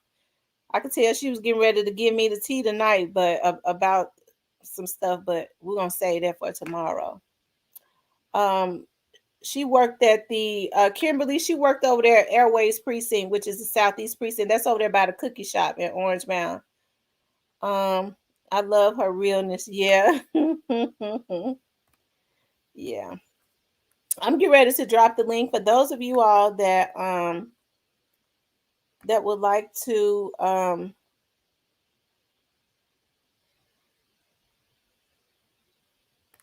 up. Please come up. Please come up. Like I said, we was talking about Sherra Wright tonight. Y'all, how Sherra Wright tricked Billy Ray, how she made a fool out of Billy Ray. And how she tricked Billy Ray into not taking a deal. And then she took it. I don't think Billy Ray has been sentenced yet, Demon. I don't think he's been sentenced. My brother was a police officer at Airways. Okay. Kimberly said her brother was a police officer at Airways. Yeah, a lot of those officers, unfortunately, the city of Memphis has not been taking care of their police officers like they should, as far as, strip them of their benefits and stuff like that. I think that's not right. Especially when it's as dangerous as it is in Memphis now, you have to make sure that your first responders are happy. Okay, Kimberly, I'm gonna check my emails. I'm gonna check it when I get off of here. Um Anyways, you guys, we was talking about Sherra Wright. Talked about how Sherra Wright, we looked at some video earlier. We talked about how Sherra Wright tricked Billy Ray, and just how manipulative Sherra was, as it relates to Lorenzen Wright, how she put a plan into play and then she executed it. She got people around her to execute it. And not only was she not what I mean, she was manipulating people all the way to the end. Because, like I said, she ended up marrying a deputy sheriff. She ended up marrying a deputy sheriff. And like I said, with this particular case, because at the time at 201 Poplar, you had the Memphis Police Department, the investigative unit started, I think, Comstat, which was MPD. MPD had the 10th through the 12th floor. And you got some courts, but the sheriff's office was on the 9th floor, on the 8th and the 9th floor. Okay. So they were all in there together, and MPD just moved um within the last couple years. Oh my God, he's eligible for parole after 51 years. I tell you. And he deserved every one of them because he was just too stupid. How could he let Sherra do that? Now, somebody said Billy Ray didn't do it. It was a person in here that has a page that say Billy Ray is innocent. If he's innocent, we want to hear why he's innocent. Now, do I feel like she set him up? He should have talked. Okay, I think Billy Ray should have talked, because everybody know that Billy Ray really had nothing to gain with Lorenzen being dead. Sherra had more to gain than Billy Ray did. Okay, he was sentenced 6 days ago. Okay. Well, like I said, Billy Ray didn't start to look worried until they got ready to read that verdict. I think everything started to flash in front of him, you know, like somebody was saying, I know he wished he had took that gun and turned it on Sherra. He probably would have been a lot better off instead of Lorenzen, somebody that had given him an opportunity. It's happening in all police force, but it's also breaking up marriages. Your wife or husband don't know if you go make it home or not. That's true. And a lot of police officers are stressed out. It's a really stressful job anyway, but a lot of them are really stressed out. You have to make sure that your police and your firemen, those are your first responders, are taken care of. If your police are happy on the street, they're gonna make sure that they do their best on the street. Michelle says, I don't care, Soldier Boy. I told y'all Soldier Boy was involved, Michelle. I told y'all people was laughing, talking about Soldier Boy buddy, and he just that Soldier Boy was just a troll. And I kept saying, I never changed it. I said, pay close attention to Soldier Boy. I've been saying that for the longest. I've been saying it. Okay? I have been saying it. I feel like all three of them got off easy, but I'm so grateful that Lorenzen's mother and children have reunited. I pray for that to happen. Me too. I'm glad that happened too. because that's all she wanted. Because like I said, she and Lorenzen had a very close relationship. She loved her son so much.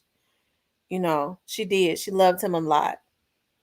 And like I said, Sherra made a fool out of these men to the end. I can't believe that Billy Ray would let Sherra play him to the very end. She played him to the very end. But her cousin knew what type of person she was. He got her. Yep. I feel like all three of them got off easy. But I'm so grateful that Lorenzen's mother and her children have reunited. I pray for that to happen. His mother is strong. God is good. That is true. That is so true, E-Baby. God is good. E-Baby throwing up those dolph signs. I love seeing those dolph. Like I said, as far as that spirit of giving, Lorenzen kind of put me in the mind of Dolph. He was before Dolph, but he just kind of put me in the mind as far as giving back to the communities. I think about Lorenzen had a basketball camp every year. Now you have Penny and a lot of other pro guys that was from Memphis that have basketball camps, and I'm not saying anything bad, but they all charge for their basketball camps, right? Their summer camps. Lorenzen never charged a dime. He would do summer camp, basketball camps every summer. He never charged a dime, and he would be in there with those kids. And he made sure that he bought their lunch every day.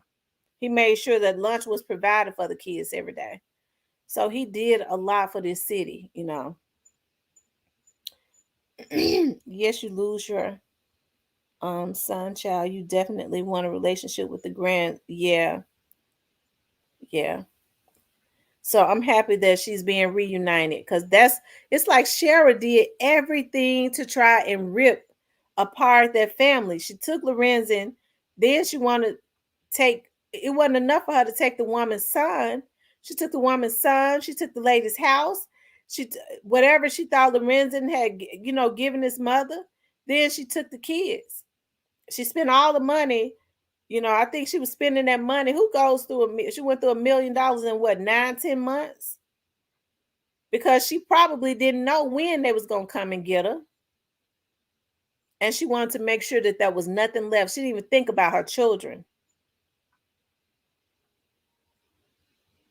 She didn't even think about her children. A good heart. We know Lorenzen is in heaven. Cameras were everywhere. But I'll never forget Lorenzen's sister, who I talk to all the time. Like we just became so cool. When she got pregnant, I was like, her son is like my godson, right? And so I remember Lorenzen's sister, who he was very close to too. He's the oldest, but his sister is right up under him. And she said that she remembered, she called Sherra and said, Sherra, can me and you just sit down and talk? And this was when Lorenzen went missing, this before they found him. So she said that they met at Ruby Tuesdays right there on Winchester. Is that on Winchester? Yeah. Right there on Winchester, that's down there by past Riverdale. Right across from the area that Lorenzen was found at. The woods was right across the street. Okay. I don't know if that Ruby Tuesdays is still there, but it was right across the street from the woods that Lorenzen was found in. And so Lorenzen's sister, Savia, she said to Sherra, we know that you was the last person with Lorenzen, and I just need for you to look at me. I want to sit down and have a woman-to-woman with you. It's not like my brother to go missing like this. Did you do anything to my brother? And she said that Sherra said, the only thing Sherra said was, Savior, I loved your brother. And she said, my heart stopped, because she said loved in a past tense. She said, it made my heart stop.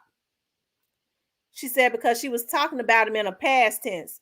She said, but she played it off. And she said she'll never forget. She kept saying, I loved your brother. She never said she didn't do it, but other than I loved him. And she said, she looked at her and said, Savior, do you think that Lorenzen loved me back? Just mentally ill. And so she said, the whole time I'm just crying on the inside. She said, then Sherra looked over out the window, over across at the woods, and said, well, Savior, he out there somewhere, while she was looking over there at the woods that they had left him in from the restaurant. She said, I never forgot that. That lady is a sick lady. That lady is a sick lady. She's very sick. Even after she killed him, she's sitting up saying to his sister, do you think that he really loved me? After they killed him. And then go look over there at the woods that they left him in and say, well, Savior, he out there somewhere. And at this time, they had no idea that she had killed that boy and left him over there in the woods over across the street. Nancy said Sherra also sent coded text messages an hour before Lorenzen was killed to that was mentioned in the court hearing. Wow. Yeah. So yeah, that's a sick cookie. Sherra is a sick cookie. For sure. She's a sick cookie. For those of you all that are just coming into the room, please hit the like button. Also, if you have not subscribed to the channel, please subscribe to the channel. But definitely hit the like button. I don't know how many likes we got. But please hit the like button. And if you have not subscribed, please subscribe to the channel. I'm trying to see how many okay, we got 68 likes. If you have not hit the like button, please hit the like button.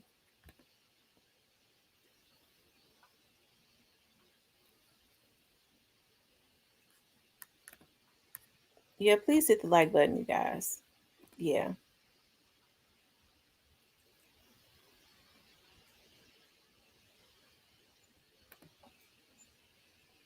Can you all hear me? Can y'all hear me? I'm trying to see how many. Okay. Okay, here it is right here. It's 104 people in the room. Please hit the like button. If it's 104 people, we need to have 104 likes. Thank you. That will help my videos to circulate. It's saying she put a lawsuit against Shelby County. Who put a lawsuit against Shelby County? Sherra did. Well, we know she'll do anything for some money. The reason why Jimmy assisted to kill Lorenzen because he was in debt to Sherra. He said his phone was at home.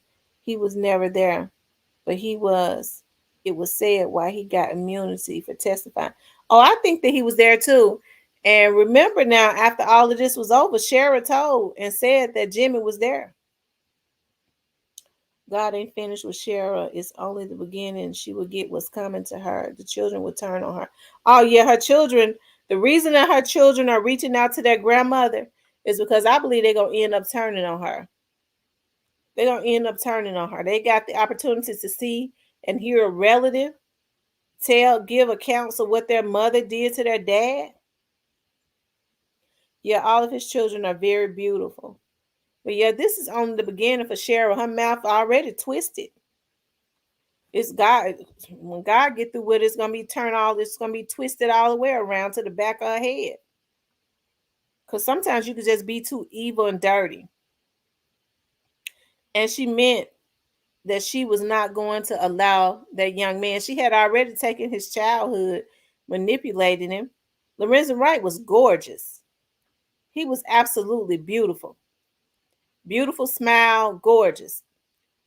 And she did not want any other. She didn't want him to be with, his mother said she was always very insecure about young women his age. She was 7 years older than him, but she was always very insecure about him being around women his age or women a little younger than him because she was an old hag. Lord, forgive me for saying that. I'm getting mad all over again because I think about the battles and stuff that Lorenzen's mother had gone through. This lady has had numerous health problems because of all this stress and anger and stuff built up on the inside of her. And I mean numerous. This lady has had so many financial issues because this lady threw her off balance. Her son bought her a home. He just left it in his name. He bought this for his mother. This is what he wanted to go to the NBA to do. He didn't think he was going to leave here before his mother left. But this lady stripped this lady of this home. So she completely just threw his mother and his whole family off balance. It's like she wanted to destroy everything as it related to him because she felt like she owned him. So yes, I'm finally happy to see his mother finally being happy and getting some justice as it relates to Lorenzen.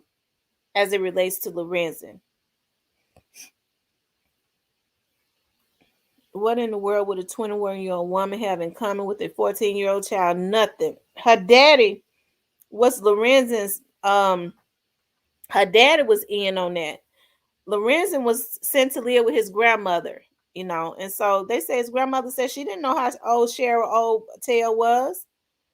And so Sherra's father was Lorenzen's coach. He was coaching and grooming him when he was 14 years old. So when he was in junior high school and up to high school, he put his old rusted daughter on him.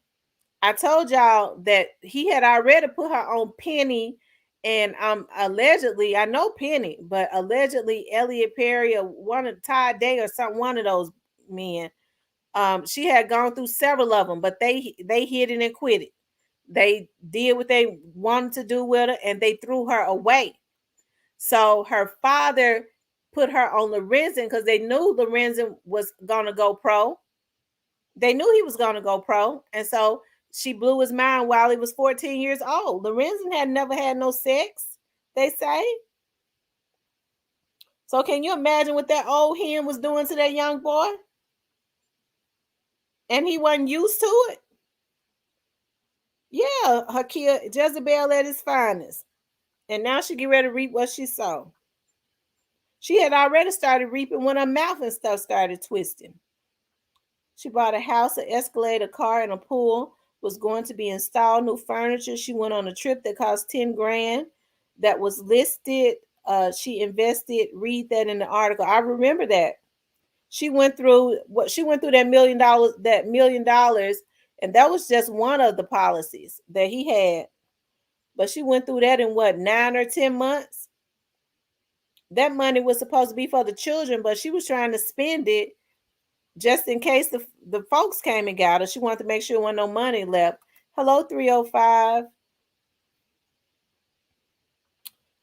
They threw her away because they knew she was crazy. They knew she was crazy and garbage.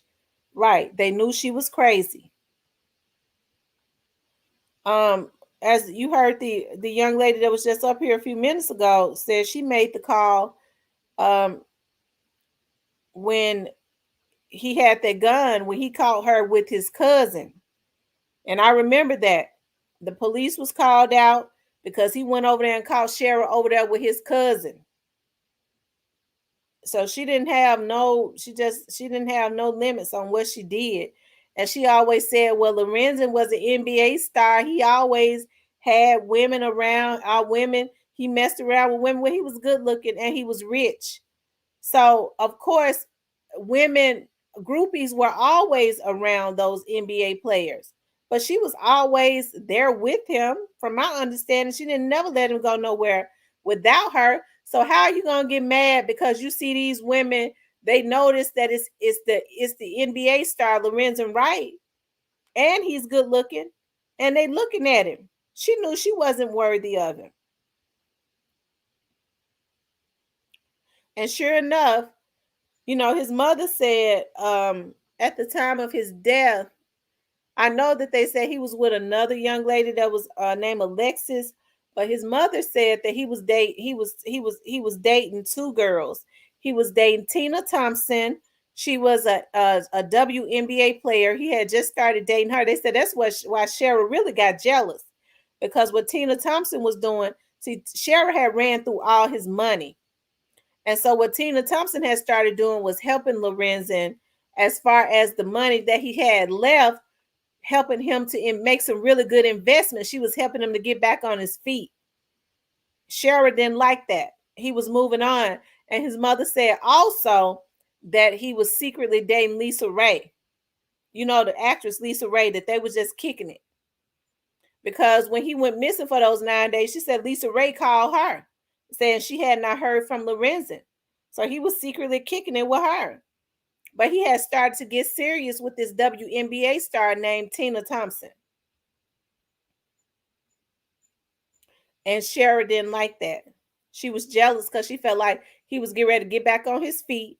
She had ran through millions. His mother said, because I asked her, I said, now people were saying that Lorenzen was broke. Was he our broke or was he rich broke? She said he wasn't a millionaire anymore, but he was like up in the upper 100,000s.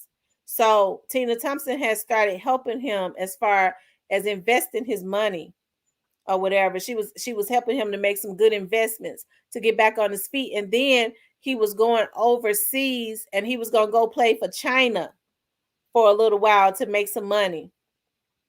And I remember Lorenzen's sister said that Lorenzen said to her, Savior, this time when I get my money back, I ain't gonna let nobody run through my money anymore like Sherra did. If I mess up, it's gonna be because of me. It ain't gonna be because I let somebody else run through my money. They said he was so generous with his money when people would come to him talking about investments, especially his friends, that he would invest in it because he wanted to give them an opportunity, like he gave Billy Ray's sorry ass an opportunity by letting him cut his damn grass. And he started screwing his wife and killed him.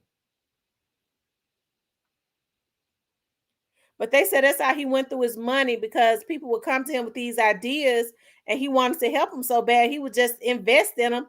Not to mention, they said Sherra was running through it like crazy. They said her favorite saying was, well, if I don't run through it, some of these young groupies might run through it.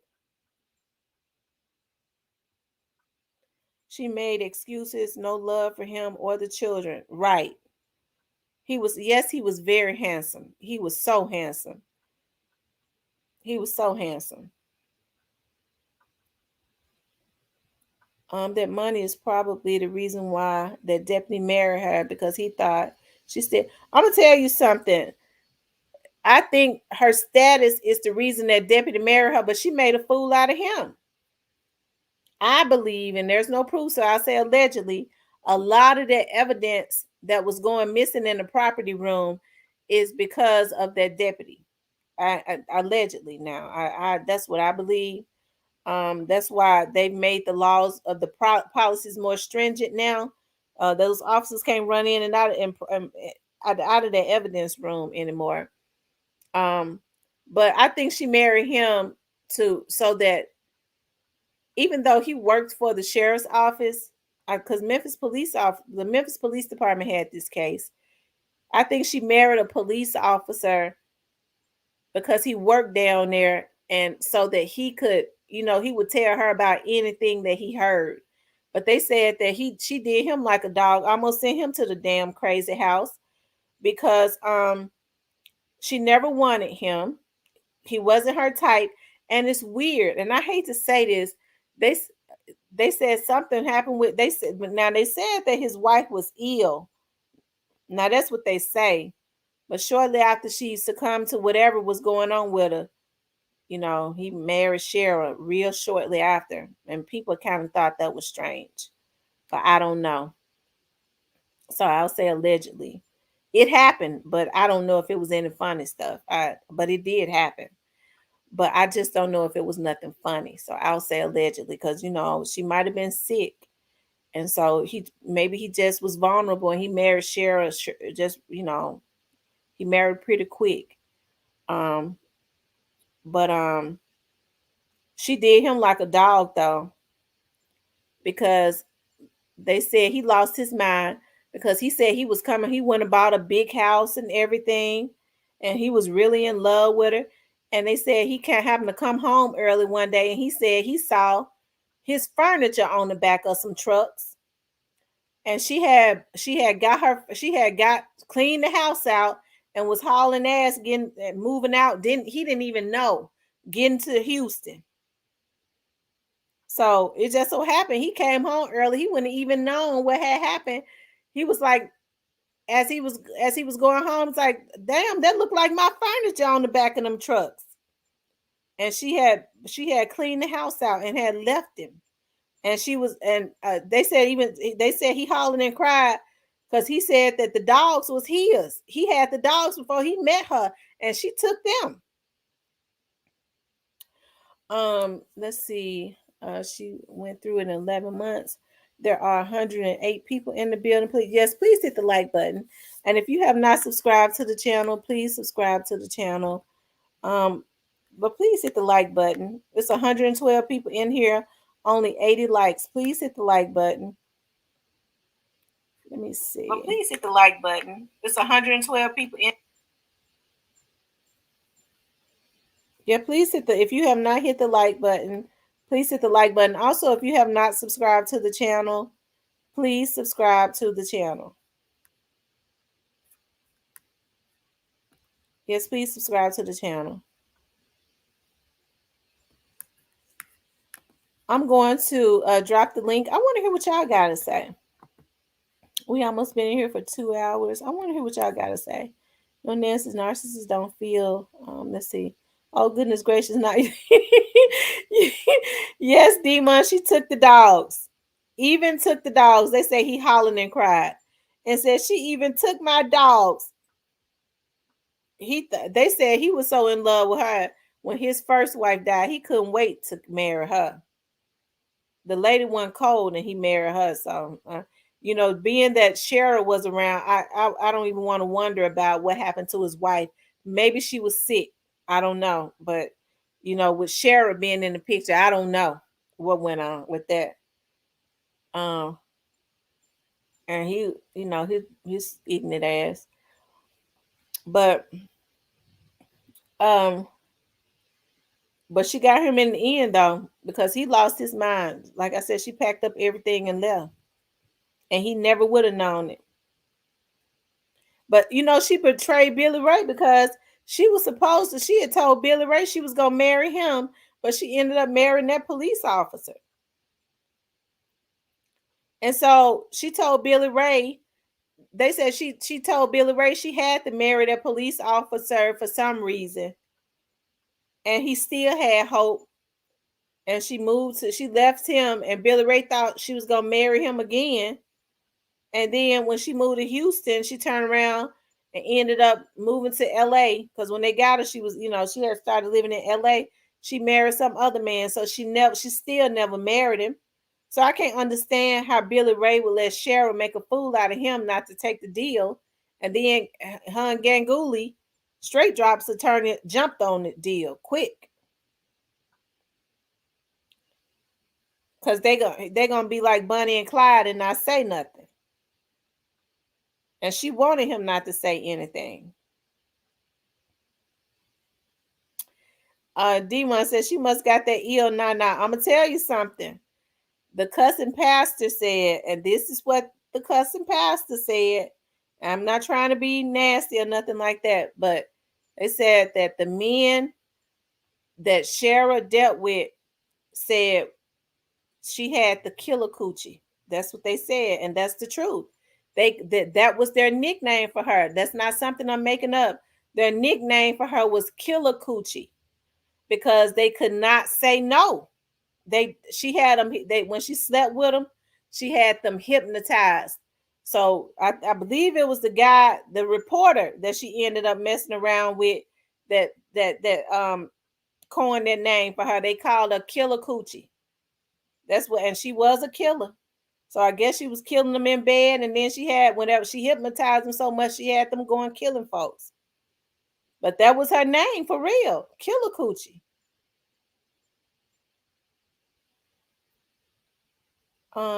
Right, even helped. Most black widows have a way with men. Yeah, they have a way with men. Like I said, I think she had a root on Lorenzen. Lorenzen mama said it. She said, I don't know where she went and got that root from. But I believe she had one on my son, and I can believe it. Master P came out with a song like that. They better pay attention. And I'm and I'm serious. I'm not saying it to be funny, but that was what they that was her name. Killer Coochie. Killer Coochie. That's what they said. She had a killer coochie. Figure of speech and practical too. Yep. Lord have mercy. For those of you all that are just coming into the room, and it's a shame where you date a man. Now, that reporter that she was dating, I don't guess he went and killed nobody for her. But for him to coin that phrase, killer coochie, um, shoot. I hope he didn't go and hit no licks for it. Maybe he might have been thinking about doing it. He might have been thinking about doing it. What type of work did her mother her mother died when she was young. Her mother died when she was I believe they said a teenager or something. So she was raised by her father. Was she from New Orleans? She was right over there in South Memphis. Right out of South Memphis. Yep. I believe she was from around Alcee Garden. That's where she was from. Around Alcee's Garden in South Memphis. Hey, Demon. Hey, Miss Tamara, how are you? Great. How about you? I'm good. Let me turn my TV on mute. Hold on for a second. You know, I had to sit up here and laugh to myself because, you know, I said most black widows and crazy women, they always have a very cunning, they start off as cunning and loving but they're very manipulative and they use sex to their advantage. Uh-huh. And they said, and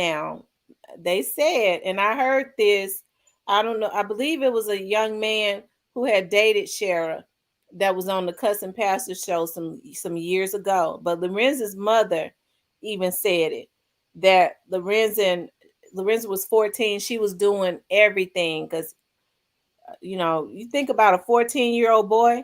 Can you imagine? She was 7 years older than him. If he was 14, she was about 21. Can you imagine what that old woman was doing to a young 14-year-old boy that he wasn't used to?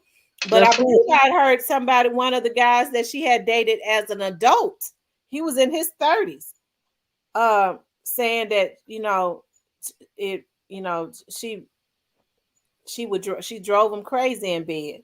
So I'm sure she did anything. Anytime you're trying to get somebody to kill somebody, I'm sure she was doing anything. Yeah. So, you know, you can imagine by the time she got Lorenzen at 14, at 21, she was already broke in on all levels. So whatever she put on him, he had never experienced, you know, nothing like that. He probably was still a virgin when she got with him. He was. Yeah. He was. And she, you know, she was already seasoned. She was already fried, dyed, and laid to the side, baby. So, you know, she was running circles around that poor boy.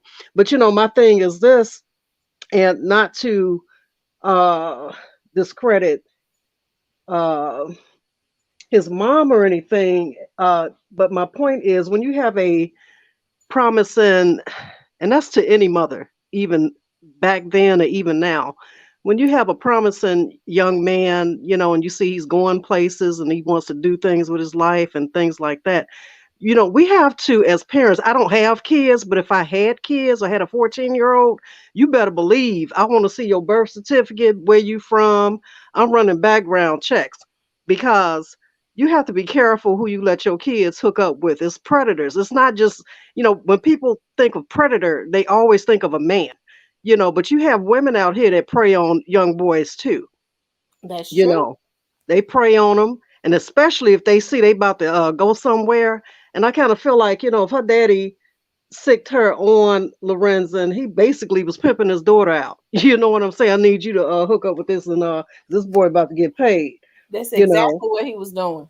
Yeah, he pimped her Because out. he had already put her on Penny.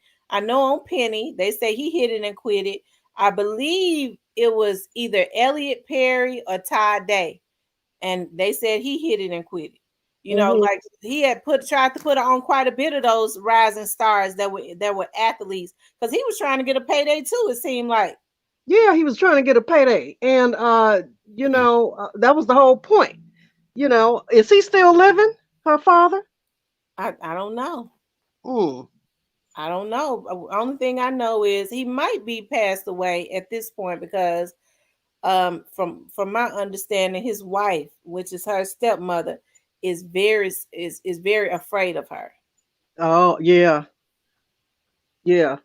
Uh, I wouldn't be surprised if her daddy was messing with her. And the reason why I say that is because when she was growing up, and the reason why I say that is because uh, women like her that find it so easy to take someone's life that they claim that they love, to me, it speaks volumes. As if she had a hatred for men. You know what I mean? She didn't know how to love. People like her don't know how to love. She doesn't know how to be a friend. She doesn't know how to love. And I think her having them kids were basically uh, just the paycheck security for her. I don't even know if she truly in her heart knew how to love or knows how to love her children. That's what his mother said, that those kids was like a payday, because Yeah. that's what he would throw in. That, from my understanding, that's what she would throw in his face. When you divorce me, I'm gonna own your NBA check. Yeah. So that's all And it I was think ever in the about. beginning she did get about when they finally divorced, because he had left her, and so she divorced him. She thought by filing for a divorce, from my understanding, she thought that was going to make him come back, but he was actually happy. But I think because he was still in the NBA, the judge ordered him to pay, I believe, $27,000 a month. But of course, once he ended up leaving the NBA, I mean, he couldn't afford to pay that no more. Hmm. I often wonder, during the course of their marriage, if there was ever any domestic violence, not from him to her, but for her to him.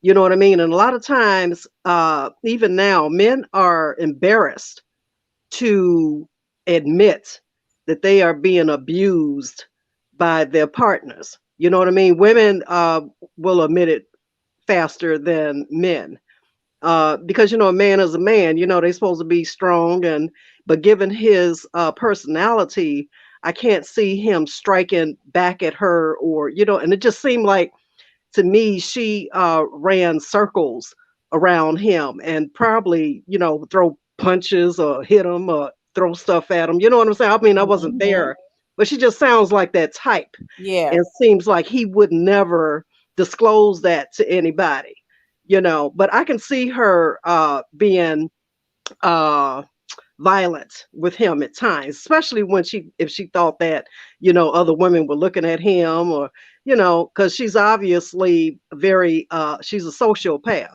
Oh you yeah. know yeah, she's a Yeah. sociopath. She's narcissistic and all of this. I'm a wife, mother, and an author. No, honey bunny, you are a narcissist. And a You murderer. are and a murderer, period. Let's But call back it what to it what you is. were saying about her father, as I was saying earlier, now somebody did call me, and then somebody else that was close to them did say that that um they felt like it was strange for um Sherra and her dad to be sleeping in the bed together. Yeah, why would you sleep in the bed? And why would he want to sleep in the bed with his daughter? He's sleeping in the bed with her because allegedly he was touching her. That's just it, and that's all. And it probably went further than that if they were Yeah, sleeping in the bed together, yeah, because yeah. Come on now. she was mentally sick for some reason. That's what I say. I think that she hated men based off her upbringing. And then if the uncle was allegedly touching her too, um, there was abuse all the way around. There's no telling who else was touching her. There was a male in the family because, looking at her early picture with her and Lorenzen when they first got together. I think she had on a red dress or something. You Yeah. know, you can tell that she was developed. So she And may he have said been he a was at young his girl. prom, and you could tell she was an old bat even then, Yeah, she was because she was developed. almost 27 years old. Yeah, yeah. And I am be 55 this year. And for me, at this stage, if they're not 50 and over, we ain't got nothing to talk about. That's right. Girl, what? I got enough I've gray never in my hairs. life dated men younger than me, because Yeah, men maturity, in order for a man to be as mature as a woman, he got to probably be about 5 years older than her to even meet her age of maturity. Oftentimes, not yeah, all the time, but oftentimes, I would never date a man yeah. younger than me. I never have. And I have younger men always trying to talk. Oh, you don't look your age. I said, "What? Guess what, Playboy? I am my age, and we ain't got nothing to talk about. I got enough gray hairs. I got 5 gray hairs, and I want to keep it like that. And I don't want nobody young, uh, driving me crazy. So I'm good. But uh, at her age and his age, I just can't fathom what they would even talk about. It couldn't have been nothing but sex. But she delusional, because in her book and even in her interview, she always tried to down his family. She said, when I met Lorenzen, I was the I had an apartment and everything. He had absolutely nothing. What did she expect a 14-year-old to have? Well, see, that's the classic sociopath narcissist. That's the classic sociopath. Nobody is worthy or better than they are. You know what I mean? And the second thing that they do is separation. You know what I mean? You start Yeah. turning people against. That's when the brainwashing and the molding uh, begins. Grooming. She was grooming him the same way she brainwashed her kids. So they are known for uh, playing or separating people from their loved ones to get them secluded into her world. That's true. That's the reason why she knew how close he was to his mother and his older sister. Now, and she worked extremely hard. I think the sister was able to deal with her a little bit more because she was a little younger. But his mother is very much outspoken, and she didn't hide her feelings at all. She didn't hide her feelings, because she said she would tell Sherra when she would make those jokes about the reason you work more dead than alive. She said she finally told her, Sherra, I don't appreciate you saying that. It's not funny to me. Well, that's no joke because it's no different than somebody putting it. To me, that's the equivalent of somebody threatening your life. You That's know, right. yeah, it's the equivalent of that. And when somebody make statements like that, when somebody says something to you like that, believe them.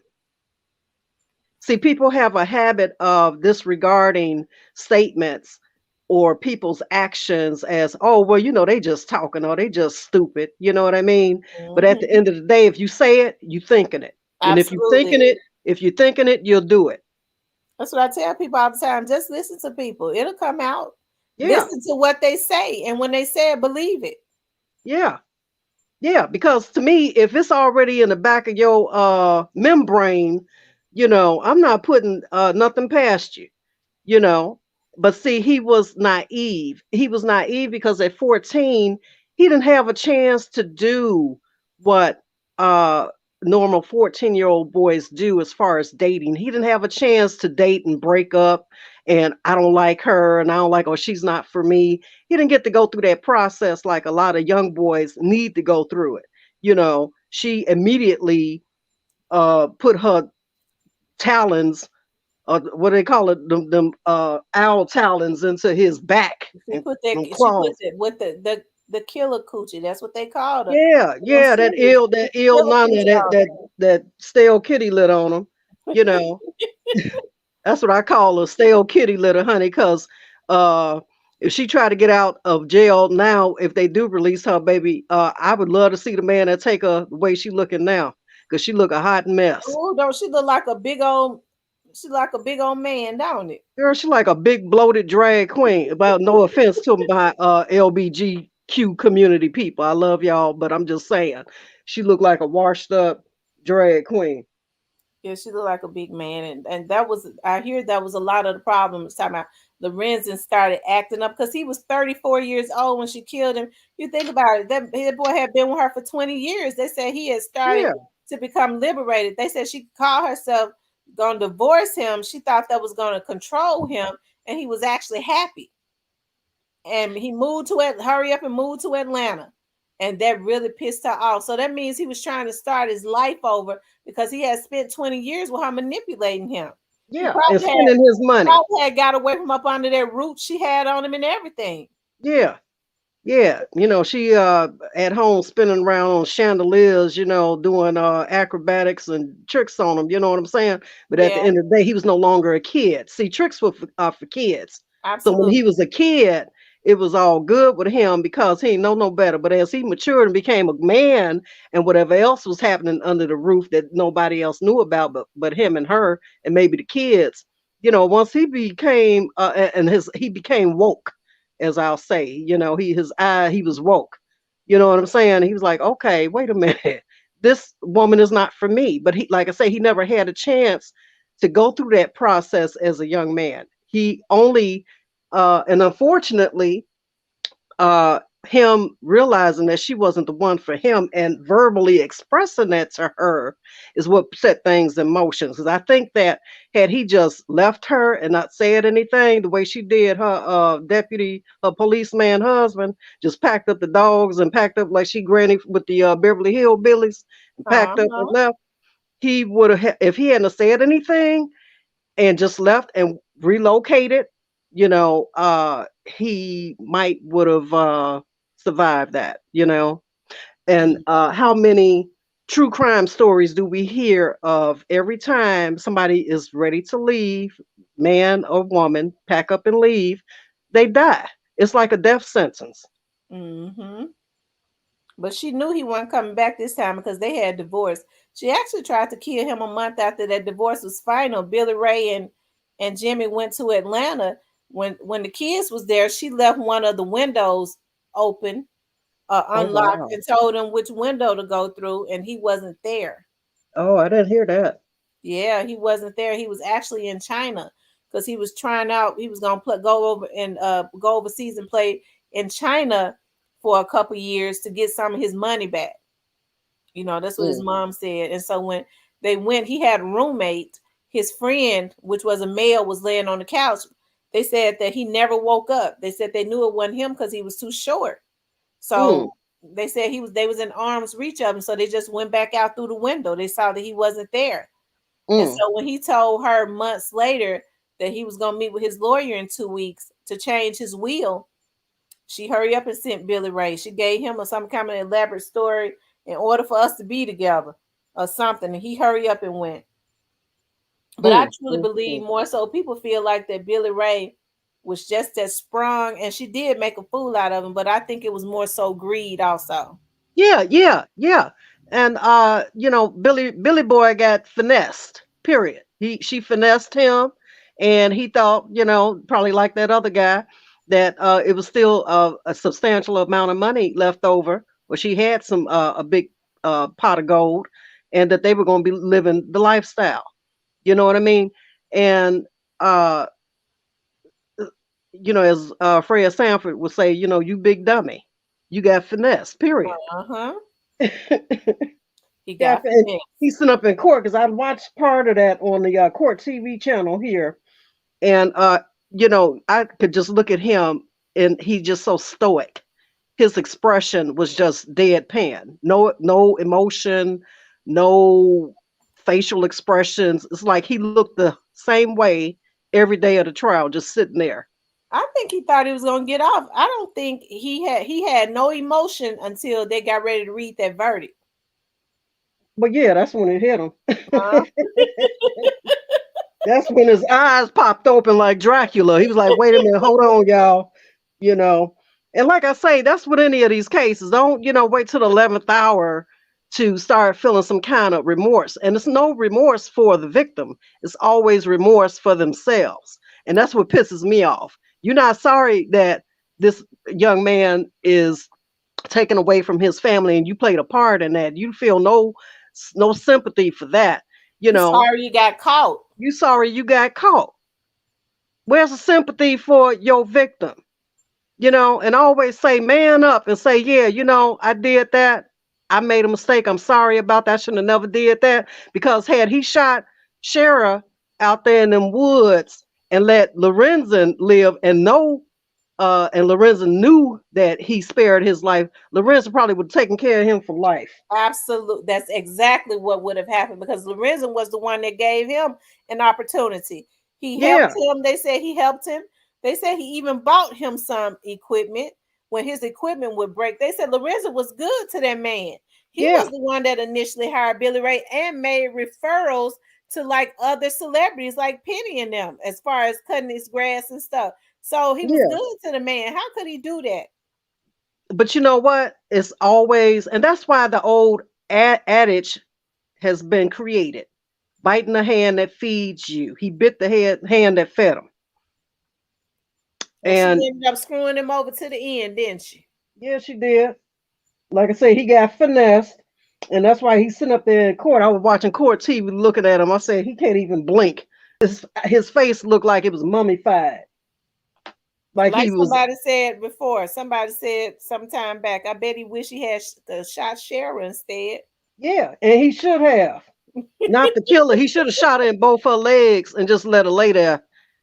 Not in the major arteries. Just shot her somewhere where she couldn't take off, and then save Lorenzen and call the police back to her and let them know, hey, I saved this man. I was in on the plot at first, but you know, I changed my mind, so I shot her down and let her lay there like a wounded animal. Happened, listening to those gunshots. I remember when we was listening to those gunshots. I remember when I went through the academy.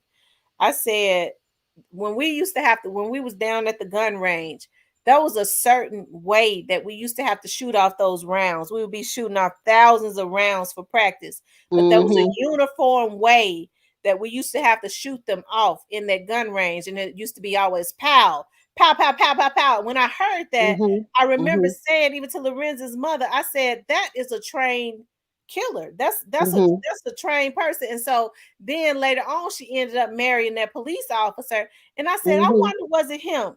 Because I know the way we used to have to shoot off those rounds, that's not just some regular old silly person. You see what I mean? That's right. That was a pattern of the way that those rounds were shot off. And come to find out, they said somebody just said Jimmy was in the service. So that would make some kind of sense. That's right. You know, when I go to the range, gun range, Tamara, I'm 100 at the range. You know what I mean? And you're absolutely right. When you're at the range, or if you're a trained shooter, that's how it pops off. And to hear that is so chilling. I mean, when I heard that on the recording, 911 recording, I said, how chilling is that? And how scared he must have been, and how disappointed, and to his dismay, to see the woman that he spent 20 years with and had his children by, see the mother of his kids, his wife. It's like, wow. I can't even imagine his final moments and his final thoughts. He was so scared because they didn't even put out the full 911. My mama said it made her cry when, I believe my mom said that they had to play it in court. And she said Lorenzen's mother, because Lorenzen's mom had told me, she said, I've never been able to listen to that 911 tape. And I remember she asked me, what did it say on there? I said, well, if you haven't been able to listen to it, I don't want to tell you what it said. Yeah, but I'm sure she had to hear it in court because my mama said she screamed and cried, said, my baby, you know, just hearing how scared your child is, because they only put out a short snippet. That's why I say even about this Douse case, they only put out they only give the news media a snippet. They're not going to give you the full thing. When they talk about them steel shots, of course, they put out steel shots because a lot of those people in that area recognize that was straight drop. Okay. Yeah. So they put out a steel shot to try to get a bite. That's all that they did. They're not going to put out the video for a curious public. You know what I'm talking about? But Sherra is evil on so many levels. On the longer part of the 911 tape that they did not give to the public, Lorenzen can be heard saying, wait a minute, let's talk about this. He was so scared. That's I, how I they knew that it was somebody that he knew. yeah, yeah. And she's standing up, sitting up there on that interview, looking like somebody pulling her strings. You know, you sit the ventriloquist, sit the little dummy on their lap, and they pull the strings, and they mouth started opening. Because I looked at her good, her face. See, I'm a facial expression kind of person and body language, you know. And I watched her body language. I mean, some most people, you know, wave their hands when they talk or move their head around, and she was sitting in that chair on that interview, looking straight ahead, trying to give the reporter eye to eye contact. Because I guess in the back of her crazy mind, well, if I give him eye contact, he'll believe me. But you're not moving your head around, you're not flinging your hands around. I'd have been uh, hysterical. You know what I'm saying? Hey, I don't, you know, y'all need to find my husband. That's What the right. hell is going on? You know, I need my man back. Because I'm going to tell you something, Tamara, as fine as Lorenzen was, had he been my husband, y'all would have had to pry me off of him. And his For mother, here's real. the thing. His mother said, I wish so bad that he had got one of these other young ladies that was decent. She said the thing about Lorenzen was he was a country boy. She And said he he was loyal. a country boy. He was not a city slicker. She Yeah. said, I wish he had got him a good old country girl. People thought, she said, people thought because he was tall and handsome, because we think it beautiful, beautiful teeth. She said he had a thing about teeth because she used to be Mm-hmm. married to a dentist, so he loved his teeth to be real white. She said, but Mm-hmm. people don't know what that my son struggled with low self-esteem and stuff like that. Like y'all see him as being beautiful. She said Sherra was able to manipulate him because She beat him down. right. He wasn't Beat him no down. city boy. He was a That's country boy. that's what abusers do. They beat you down with your self-esteem. You know what I'm saying? They attack your self-esteem to make you feel unworthy. Like, you know, I'm the best thing that's gonna happen to you. So, you know, you better cooperate. You know what I'm saying? Right. Yeah, she beat him down. And that's what classic abusers do. They start off beating you down. Before the physical abuse it starts with the self-esteem, knocking your self-esteem down. Mm-hmm. Yeah. Mm-hmm. But So I hate that happened though. yeah. But I know one thing, if they let her out, she's gonna latch on to somebody else, and And I she gonna do believe the same thing and because she she got a gonna man of kill. millions. Yeah, she gonna kill again. Because she's a killer. She's a natural born killer. Period. Allegedly. And they need to be trying to figure out what happened to that baby for real. Yeah, and I wish they'd open that case up before she gets out, because maybe her mother or I'm sorry, Lorenzo's mom and his family, you know, maybe they need to start, you know, pushing the scales of justice on that. You know what I'm saying? Start Yeah. having eyes put back on that case, because SIDS is one of those type of things that a lot of times it's not easy to readily diagnose. And sometimes when they can't come up with nothing else, that be like the ultimate conclusion. But just because it's put on a death certificate doesn't mean that it's set in stone, or it's the real final uh, verdict on death. You know what I mean? SIDS is very Mhm. tricky. It's very tricky.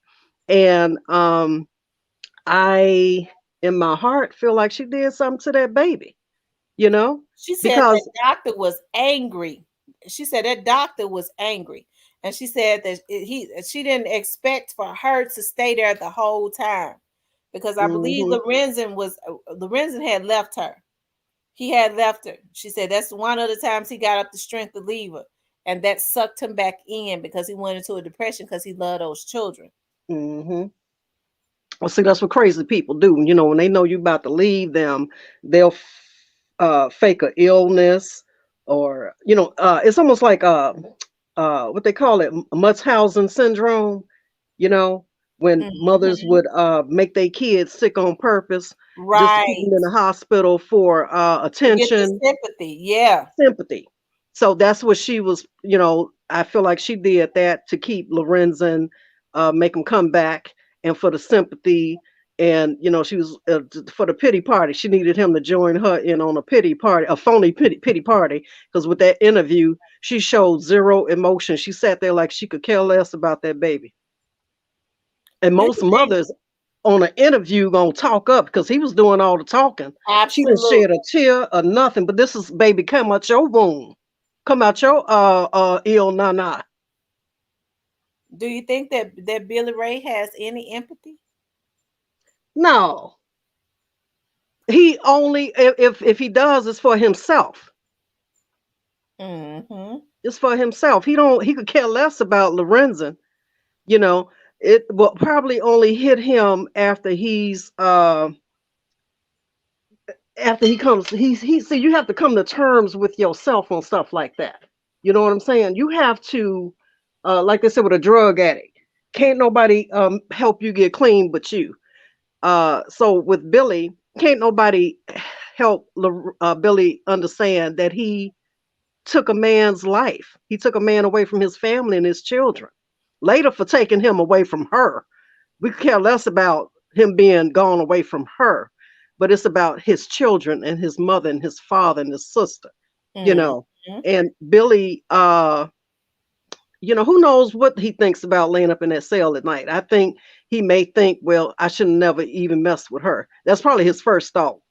I don't think his first thought's on Lorenzen. Yeah, he's probably thinking like the lady said. He wish he had turned the weapon on her. He would have did a lot better. But my thing is, she has screwed him over all the time. Why would he not take the deal? Let her trick him into not taking the deal, and then him her and straight drops attorney, which was her attorney, Ganguly. They jumped on the deal. Because he's still being loyal to somebody that could care less about him. And usually, when you're a victim of brainwashing and the hocus pocus, he's a victim of hocus pocus. She clearly did a bewitched on him, and had him fooled. And he clearly sitting there in court looking like an old fool. Seriously. And all these church people, I don't have anything against people that are saved and sanctified and have a spirit. I have a spiritual connection. No, I don't go to church every Sunday, you know what I mean? But my spirituality is strong. But Right. for all these people that go out here to me, I'm a ordained minister and I'm this. You gotta watch some people, because I'm like really surprised and can't believe this chick went somewhere and had the mitigated gall, the audacity. Can you hear me? Yeah, I can hear you. Yeah, I can't believe that she had the audacity to, what you say, go get a ordained minister's license or Yeah, something. she would have got an ordained minister's license. At one time, her and Billy Ray was at the same church. I told you the pastor was putting so much money in the church, the pastor was taking up for him. When it was some heat Mm-mm-mm. brought on them before, right before they brought those indictments down, she became an ordained minister at the church, and he became a deacon at the same church. How they say, baby, the devil wears Prada. I'm Real telling talk. The devil wears you, Prada, he's and that standing devil, all up that for him she because they devil. putting all kinds of big money in the church. Yeah. And that she devil, honey, she definitely a wolf in sheep's clothing. And that's gonna be her biggest punishment. Because one thing, and my mother used to say, you don't play with God, and you I'm don't play with telling his works, and you don't play with his children. And Lorenzen was definitely a child of God. And I'm a firm believer that although we all got to go one day, not that way. I don't wish that kind of death on nobody. But God puts his angels here on earth too. So when you see somebody like Lorenzen and like Doffs and people, Grove Heroes, people just out in the community doing good works, looking out for people, to me, those are walking angels on earth. And absolutely. God forbid, when it's people like that time to go and be with God in heaven, you know, when it's their time to go, at least one thing you can always look back and say they left a legacy. You know, they weren't just a rapper. They weren't just a basketball player. These people here walked the earth doing the good deeds that God would have wanted like he wants for all of us to do. All of this crime and murder and mayhem out here. That's not what God wants for his people. You know, That's right. God don't want that for his people. But unfortunately, it seems as though the devil has reign over the earth and God has reign over heaven.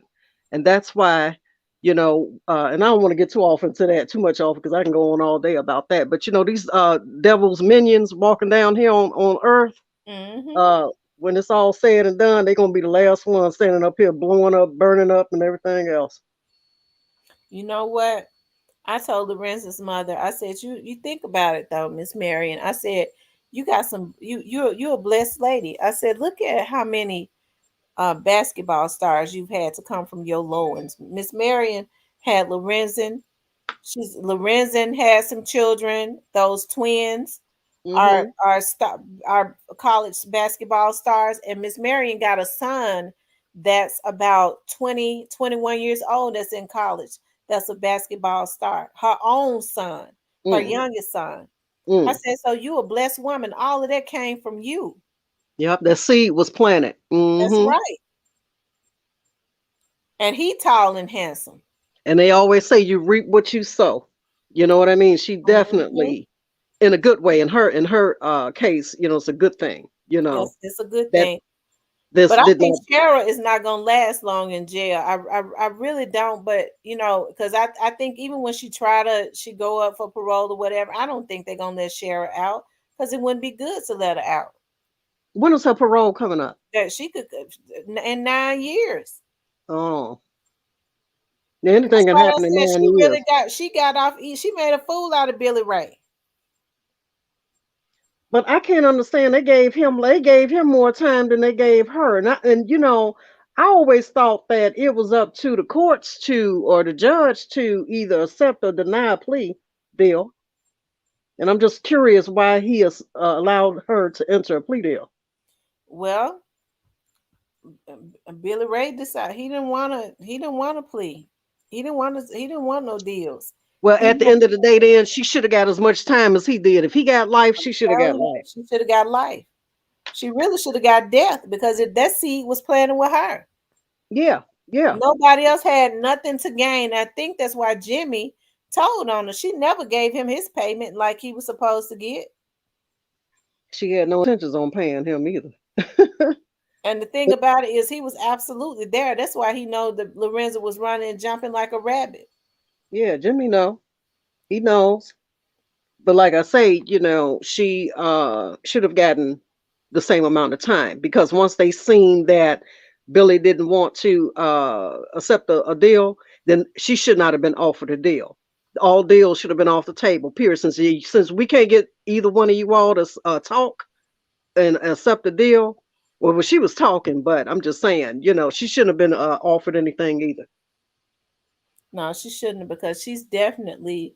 And don't get me wrong. Just looking at Billy Ray in court, Billy Ray is dangerous. He Yeah. is. He's dangerous. As I say, he got that stoic killer look in his face. Absolutely, he's dangerous. So he's where he needs to be. But Sherra is way worse. Sherra is way worse. Yeah, yeah, she is. Like I said, she's gonna do it again. They let her out. I think that'll be the worst thing that they could do. Well, she's too old for childbearing years at this point, so she can't play the get pregnant card no more. Because all this is gonna pop out of there is a ball of dust. But and that killer coochie ain't gonna be as killer no more. Yeah, that killer coochie is fried and that dead, honey. That thing gone. It's all withered up and dried up by now. So she ain't got no more playing cards. But what she'll do is she'll go get her old 70-some-year-old Yeah, man. on Social Security, and she be knocking him upside his head for his Social Security. Poor old man. Poison him. She'll poison him, put some insurance on him, and poison him and kill him. Yep, there you go. That's her next whole card. What she gonna do? That's her whole card, insurance. Mm-hmm. Yeah. Start taking insurance out on her kids and stuff like that. So they better watch out too if she get out. That's right. Mm-hmm. Because like I say, her looks are gone. The kitty done dried up. She ain't got no other whole. She done played all her whole cards in her younger years. How old is she now? She was 7 years older than she probably in her 50s now. Okay. Because she was 7 years older than Lorenzen, and I think Lorenzen would be I believe he would be 47. Mm. He was a So real she young man when she did that to him. okay. So she ready for AARP now. Yeah. Yeah. Mm-hmm. Yeah. Well, she Because she crazy. now 54 years old. Okay. I wonder where that deputy sheriff at now. I wonder. I bet he's sitting back like, I can't believe I let myself get tied into this black widow's web. Well, they said she almost drove him to the crazy house because he was married, and I don't know, maybe his wife got sick or something, but his wife ended up dying, Oh and wow. he married her. They say the same year. So Oh wow. anytime she involved, you have to, Girl, Sheriff almost wonder. Sherra went over there with her leotards and her red bottom pumps, boy, and put on a did her thing. He was like, "I'm gonna marry you." He was Uh, like that movie when he said, honey, tell your mama I ain't never coming home." I know Sunshine. on Harlem's Night. So Yeah, he I like, wonder honey, how did his wife really his first wife really die? Because they say what? he married her the same year his first wife died. Well, I hope she wasn't around to nowhere. You know. Because it's gonna be weird if she was. Hmm. I would like to probably look that up. I'm gonna try to find that and see if she passed away before he married her. You Yeah. know. Yeah, but somebody like her, honey, she is a force to be reckoned with. And if she was crazy back then, she crazier now because she older. You know, the mind don't work the same as it did when you was younger and you start getting dementia. You know what I'm saying? So she Hmm. probably a real battle axe by now. Well, one thing for sure, she's gonna reap what she sow. Oh, Because absolutely. as long as Lorenzen's mother is alive, she's gonna be at every hearing she got. She's gonna be As at she every should. hearing. As she should. Yes, ma'am. I would be there, rain, sleet, shine, or snow to make sure that they keep this animal. I can't even call her an animal because we got some very sweet animals. She is less than an animal. Yeah, She's she a is less monster. than an animal. She's a monster. And even in his death, she wanted to make sure that his mother never got anything. Because how could she take a house that he bought for his mother? Hate. Hate. So that just shows you that she had a hatred for his mother all along, Mm-hmm. because anybody with a good heart wouldn't have the heart to do that. You know what I mean? Who puts Mm-hmm. their uh older mother-in-law out of their house? Who does that? And sell the house for And say greed. control, hate. It's just a whole array of adjectives you can use for her behavior. You know, but I kind of wish that Lorenzen had never told her his plans. You know what I mean? I kind of wish that he would have just did what he was going to do, move in silence. You Yeah, know, the thing about life and with all like Dolph case and just a lot of these types of cases, a lot of times, it's like playing chess. And my daddy taught me how to play chess years ago. And he said, "You ever seen two people playing chess talking?" I said, "No, daddy." He said, "That's because when you play chess, you move your pieces in silence. You move in absolutely. silence. Absolutely. And life is a chess game. And that's why they always say, this is chess, not checkers. You know what I mean? That's So, right. you have to move in silence, especially when you're getting ready to leave somebody. You can't let your right hand know what your left hand getting ready to do. That's Because right. once they catch wind of that, then they start plotting. And that's exactly what she did. She plotted, she planned, and premeditated her moves. And they're Yeah. not satisfied until the plan comes to fruition. Once it comes to fruition, then she's satisfied. And all narcissists and all crazy people think they're gonna get away with stuff. That's what kills me. How do you think you can pull off something like this? And I don't care if it was out in the woods somewhere. You thought you would actually get away with this? And I hate that he wasn't able to stay on the first 911 call. I hate that he was. You know what? I think he called and because he got suspicious and he hung it up. I think he might have got suspicious and then he hung it up. I wish he hadn't hung up, though. I I wish wish he would he stayed had on not that hung call. up. I wish he had not hung up. Yeah.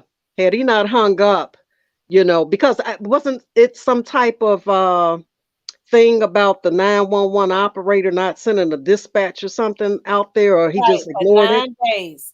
They She did not ignored it. even report it after it hung up, even though she heard the gunshots. She constantly saying hello. She hear the gunshot. She could have got a ping. That's Yeah, how they was able to find him. I don't understand why she still didn't dispatch even after hearing gunshots. That's probable cause right there. You know, when a person's being murdered or shot at, they may not be able to talk or maybe they already down. But just the mere fact that she heard gunshots, it's like you supposed to dispatch just off of that alone. Yeah. I don't get it. I wish so. I wish that too, Hakia. I wish he had yelled that my wife is trying to kill me. I think Yes. before they start, he got suspicious. He felt like I think he got a feeling something was getting ready to happen. And then he kind of overrode that. He hung that phone up on his own. And he didn't dial 911 again until he was running. When they finally ambushed him and they turned on him, that's when he jumped that fence and ran and started trying to dial 911. Yeah. Then the fact that she was trying to tarnish his image, talking about the drugs, and then she turned around and take that statement back. It's like, Chickadee, you said it. You said he left with drugs. So you're trying to tarnish his image. So, that's like a double whammy to me. Not only did you murder him, but now you're trying to tarnish his image. Mm-hmm. And But then went back, lost one of the guns and went back, which means she had to go back down there to his decaying body. All of them did. It's sickening. And sick, they were sick. so stupid, they didn't even think to check his pockets. They were talking about they once said it was a robbery. Ain't no, his mother said that from the beginning. If it was a robbery, ain't nowhere in the world they'd have left $8,000-$9,000 in his pocket that was in his pants pocket and that $18,000 bracelet on his arm. Absolutely not. Absolutely not. Then the fact that she's sitting up there in the restaurant with his sister, you said she's sitting up in the restaurant with his sister looking over at the across the street at the woods. Yeah. You Saying, know, oh well, he out there, he out there somewhere. Look, she said, look and look right over there at the woods they had left him in. now And how then gonna long say, Savior, do you think that Lorenzen loved me? girl, That's I mean, just sick. sick. But how long before they found his body did she meet with his sister at the restaurant? How many days? His sister said it was a few days before he was found. She said Mm, she met with her because she said, I told her, Sherra, I just want to meet with you woman to woman. I need to look you in your eye. Just tell me that you didn't do anything to my brother because I know you was the last person to see him. She said to her surprise, she met with her over at Ruby Tuesdays at a restaurant. And she said she never said she didn't do nothing. She just said, Savior, I loved your brother. She said, and my heart hit my stomach because she said it with an ED. I loved your brother. and that's the first sign of a dead giveaway when somebody referred to this missing person as In in the the past past tense. tense. Uh-huh. Yeah. hmm And soon as she looked over there in them woods, I'd have been right on the phone calling police, like, well, her eyeballs went over to that woods. Can we go over there and look? You know what? If it had been me, as soon as he was found, I would have thought about she looked over them woods. I don't mean no harm, Mhm. but I would have I know you have to be civilized, and when you, especially when you have nieces and nephews. But I'd have had all the pots and skillets in it, all the bats and stuff over across her Mhm. head. And it takes a strong family. It takes a strong person to not do harm to somebody like Shira. That's Even true. before she get locked up, because you have to really restrain yourself because in your heart of hearts, you know that she's involved and she's got something to do with it. And it takes a very strong family member or even a friend to not go and pick her up by her neck and be like, you gonna and torture her and be like, you gonna tell me what I need to know, where my brother at, where's my That's loved right. one at, where my family. So she lucky that they're the kind of people that they are. Because had she been dealing with some other type of people, Shira would have got dragged out to the woods herself and tortured until she told, because it would have been some street justice. Yes, indeed. Thank you, Hero Fix TV for the cash app. Thank you so much. But yeah, but you know, Lorenzen Wright's mom, she talked about it every chance that she got. She was always on my TV show. She was always on the news. She always had a candlelight vigil for him. And so because she would not stop keeping it out there, she decided to punish that lady by taking her grandkids away. Mm-hmm. Yeah. Took a house. You done took my house. Now you done took my grandkids away. I would have been like, at this point, it's nothing else you can do to me. You done took my son, took my house, took my grandkids. Baby girl, it's on. It's on and popping now. You know Mhm. what I mean?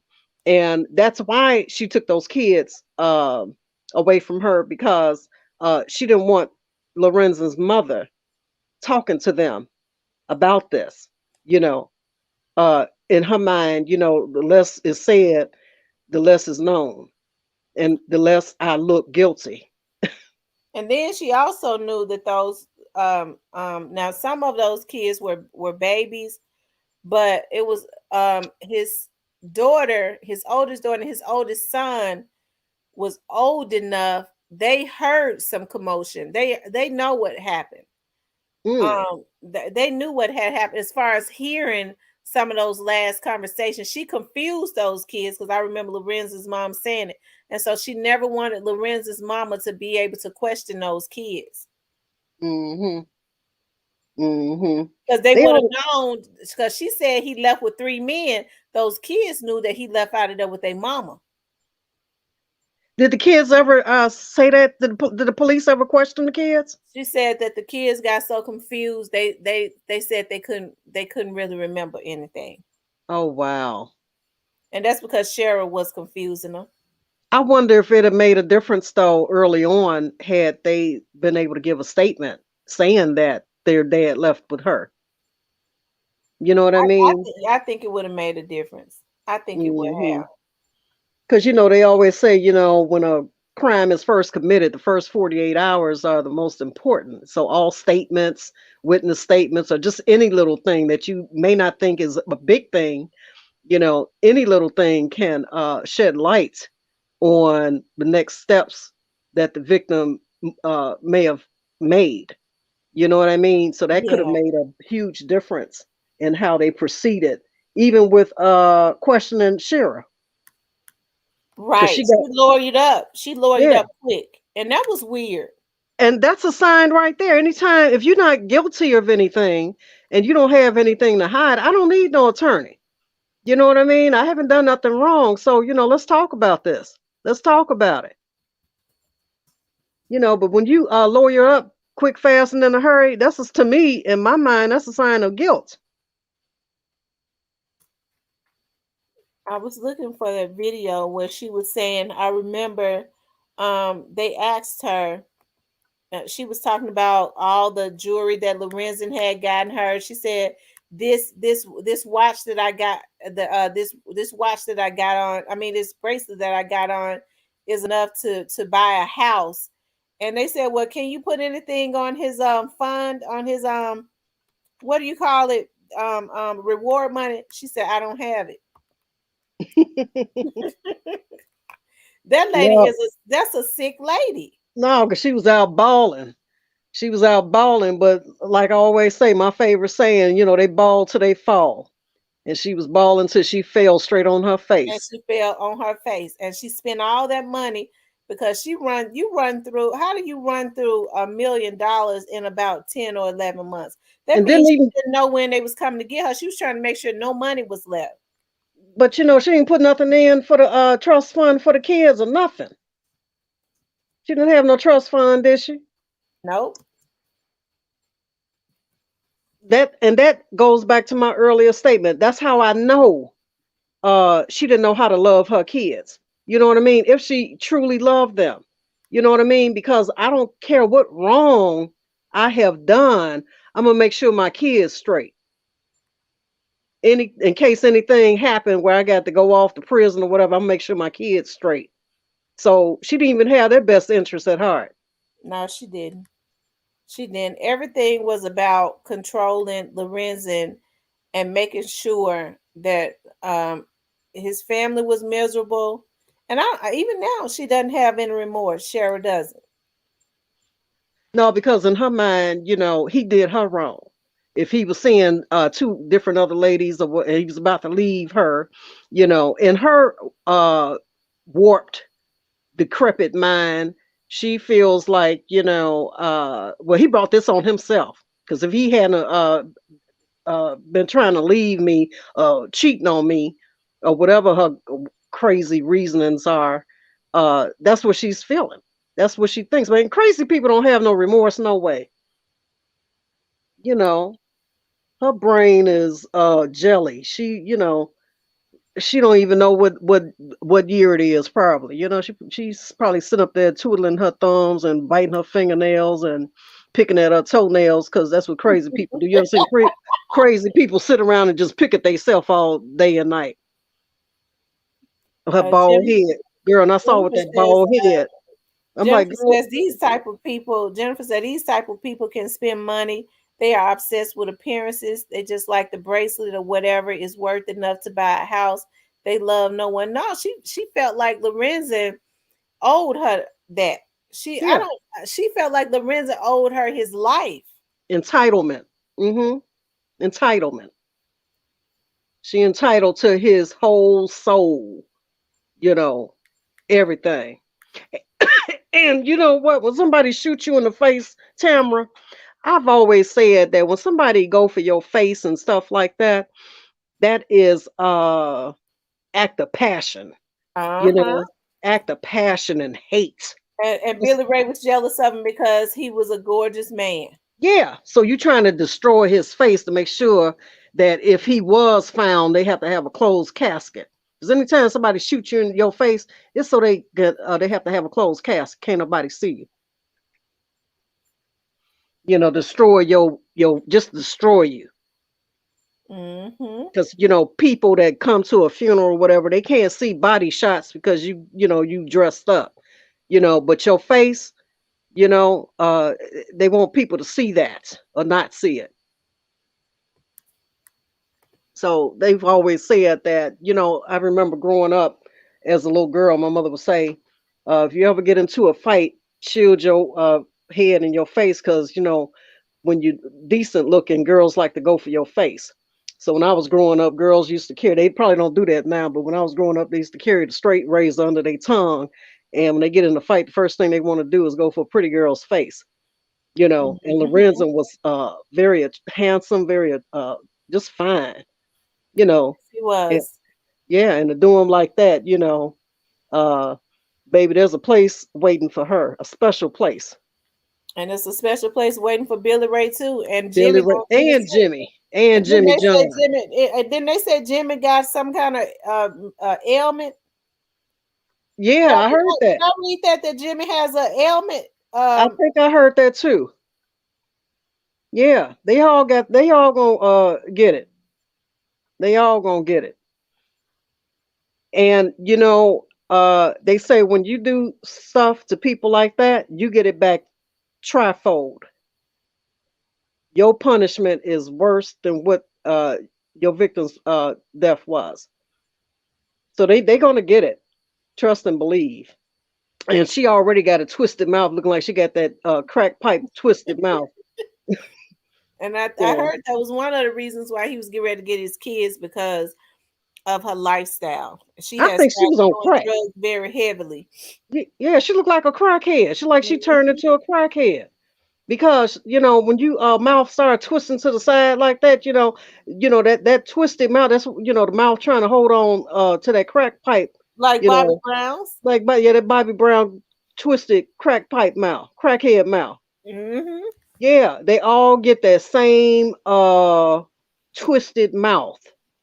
And that's because drugs, heavily drug use, damages the nerves. People don't realize that. All that works with your brain stem cells and all that stuff. And when the brain gets dilapidated, your mouth starts twisting to the side. And Mm. somebody said she had a stroke. I said that witch ain't had no stroke 'cause she ain't got no conscience. She ain't worried about nothing. I said that ain't no stroke mouth. That's a crack pipe mouth. It's-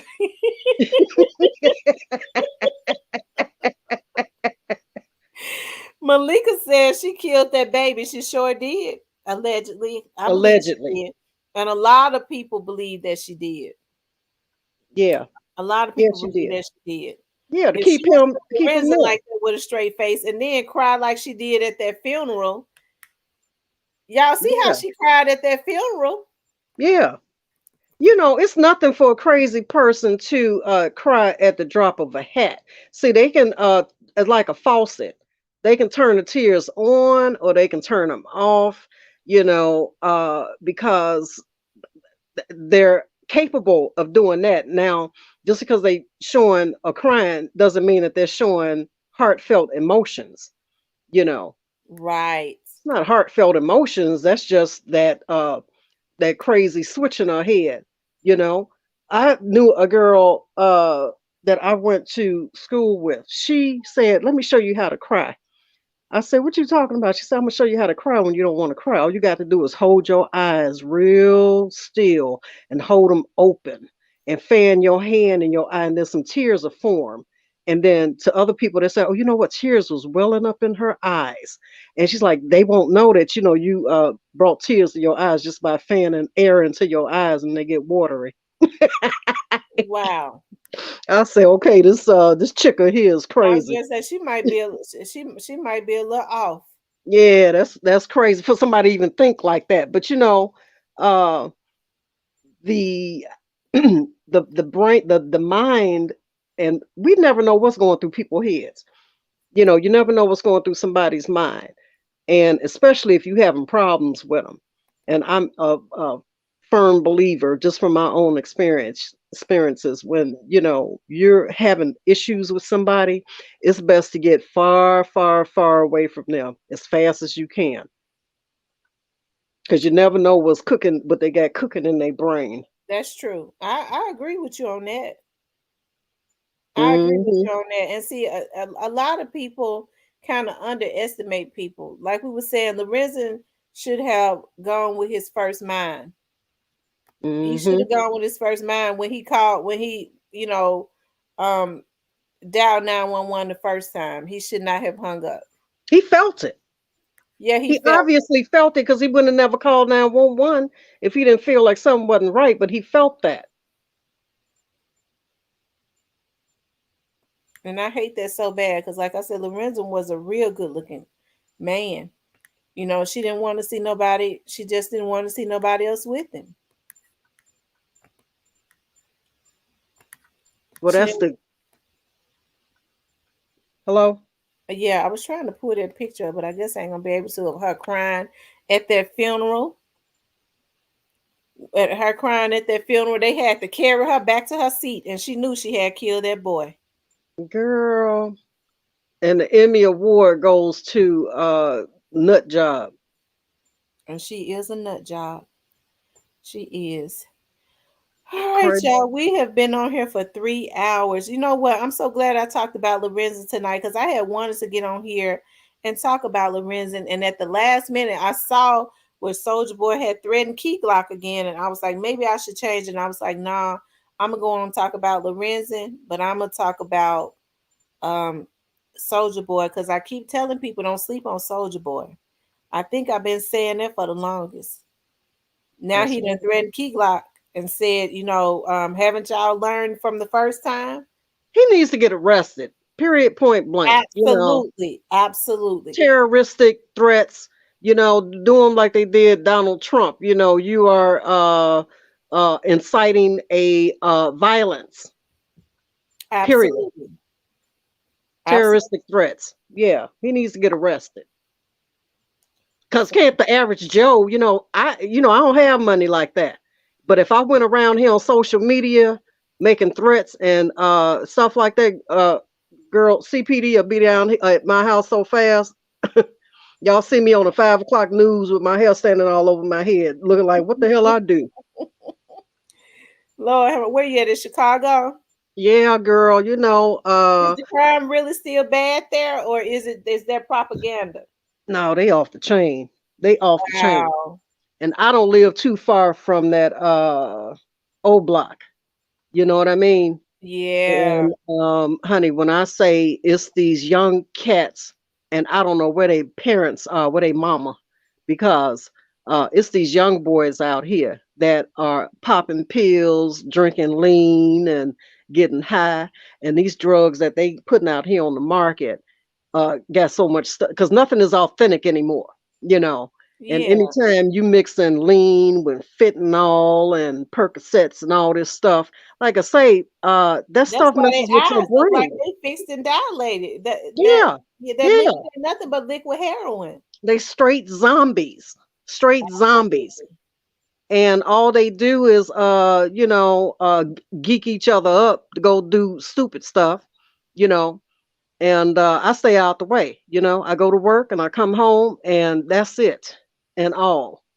So yeah, they off the chain, and I urge any citizen know in any high crime city to protect yourself. Go take the class for conceal and carry. If your state doesn't already have an open carry case law, you know. Absolutely. Here it's I have a conceal and friend that carry. lives in Chicago. She lives over there by, remember where, because I can't think of the street Melody lives on anymore, but over there by where Jennifer Hudson's mother lived. Do you know where that is? Yeah, Inglewood. Mm-hmm. Yeah, she lived over that way. She lives Mm-hmm. over that way. And whenever I visited her, I love to go to Kimberly Ray's church in Maston. Is it Maston, Illinois? Matson. Uh-huh. Maston, Matson. Illinois. Yeah. Mm-hmm. I like going to Kimberly Ray's church. Yep. So yeah, people got to start, and I wish Lorenzo would have had something on him that night. Seriously. Yeah, I wish he would have had something on him too, because he had his weapons and stuff. His because they said he kept a gun collection.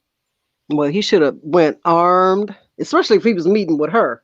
Well, she tricked him over there and got him in the bed. She put the killer coochie on him. Mm-mm. His guards was down. She tricked him Oh because man. even Jimmy said that she had said if I can get him in a compromising position, y'all could come in and shoot him. But the kids was there, so they couldn't do that. So she tricked him over there and put the killer coochie on him and got his guards down. Mm, mm, mm, mm, mm. Well, they said from the beginning of times, Adam and Eve, that woman has always been the man's weakest link. Yeah, The man, the especially when they use that killer coochie as a weapon, and that's what she did. She weaponized hers, didn't she? yeah, girl, that thing was like, Weaponized hers. girl, that kitty was like pew pew pew pew pew pew pew pew pew pew. Yeah, she weaponized hers. Yeah, she had a banger.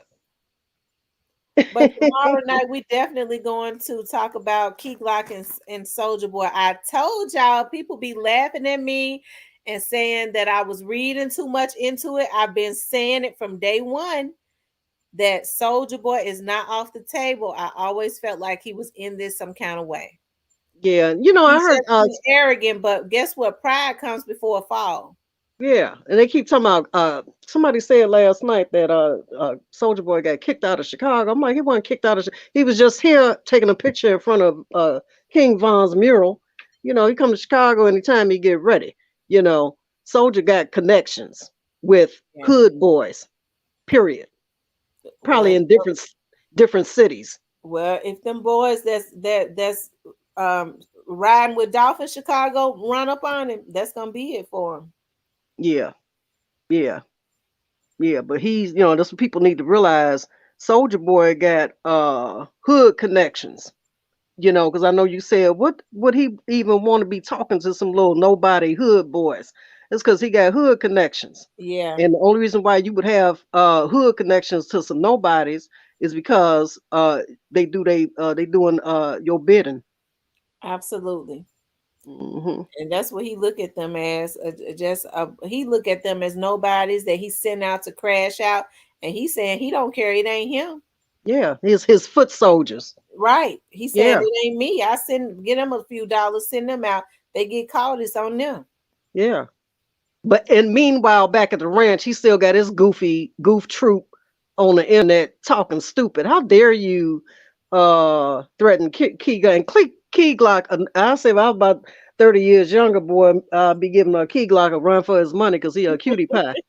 And that's what's going on. Soldier Boy jealous of Key Glock. Yeah, Soldier Boy washed up, girl. I look at him up close when he be doing them lives, got his face all in the damn camera in the phone. I'm like, ooh, baby, push back, please. Because I can see Yeah. every wrinkle and bag under your eye. Ain't nothing attractive about him. His lips look like he been smoking trees. Uh, and Key Glock looks so fresh and young and He youthful, Glock and his 23 years old, and Soldier Boy, they say he 31, but I believe he 35 because look that's how every old he look. looking every bit of 65. That lean, he drink that lean every day. It's got him looking Yeah, like a zombie. He look like a junkie. yeah. He on that gangster lean, and honey, he looked like he about to lean on over into the grave, y'all. One foot on the banana peel, and the other one in the grave. But he been mad at Key Glock about them yellow cars. That that's one of the reasons why I feel he was involved in because he was Hmm. actually into it with Key Glock, but like I was saying before, he was into it with Key Glock, but he pulled off into it. Dolph wasn't in that, so that lets you know that he was already with the people that wanted Dolph gone. Now they're jealous of Key Glock because Key Glock been selling out, his shows and Yeah, stuff. yeah. He can't Key sell got out a show. He can't even go and perform anywhere. Yeah, Key is next up on the roster, so now he gonna come for Key. But when he was coming for Key before, like I said before, you cut the head off the snake. So, figure I hurt you, I'm gonna hit you where it hurts the most. You know what I'm saying? Because you figure like, if I cut that off, then y'all will fail. Y'all gonna fail. Because y'all don't have it in you. But honey, I always say the best revenge is success. Mm-hmm. Anybody can go out here and pick up a gun and shoot somebody, but to me is the best revenge is to keep them living and let them sit back and watch you thrive. Yeah, but I don't believe for too much longer. It's all something. I believe something gonna go on with some of them.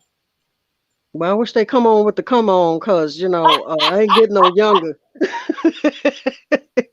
I ain't getting no younger. I wish they come on before I make my 65th birthday. Yeah, I believe something is going. I think Daw's case is too hot right now. Um, Hmm. but it seemed like they still trolling, and that might be the reason why he's still trolling because he probably figured they ain't doing nothing because they see how he feel like he protected because he know how many people looking at Daw's case. But the feds really need to zone in on him because he's, in my opinion, allegedly involved. Hmm. And I always say that some of these social media platforms need to be uh, brought to the forefront too, because I don't feel like their content is being censored properly. I've noticed that like when Boozy, or I think he had made a mistake and had said something, against LBGQ or whatever they call it. And, they shut his Instagram, they took his Instagram or something from him. So I'm like, now he says something about what's that little rapper boy that made the cowboy song, the rodeo, you know who I'm talking about, little dark skin, Yeah, little cutie chocolate boy.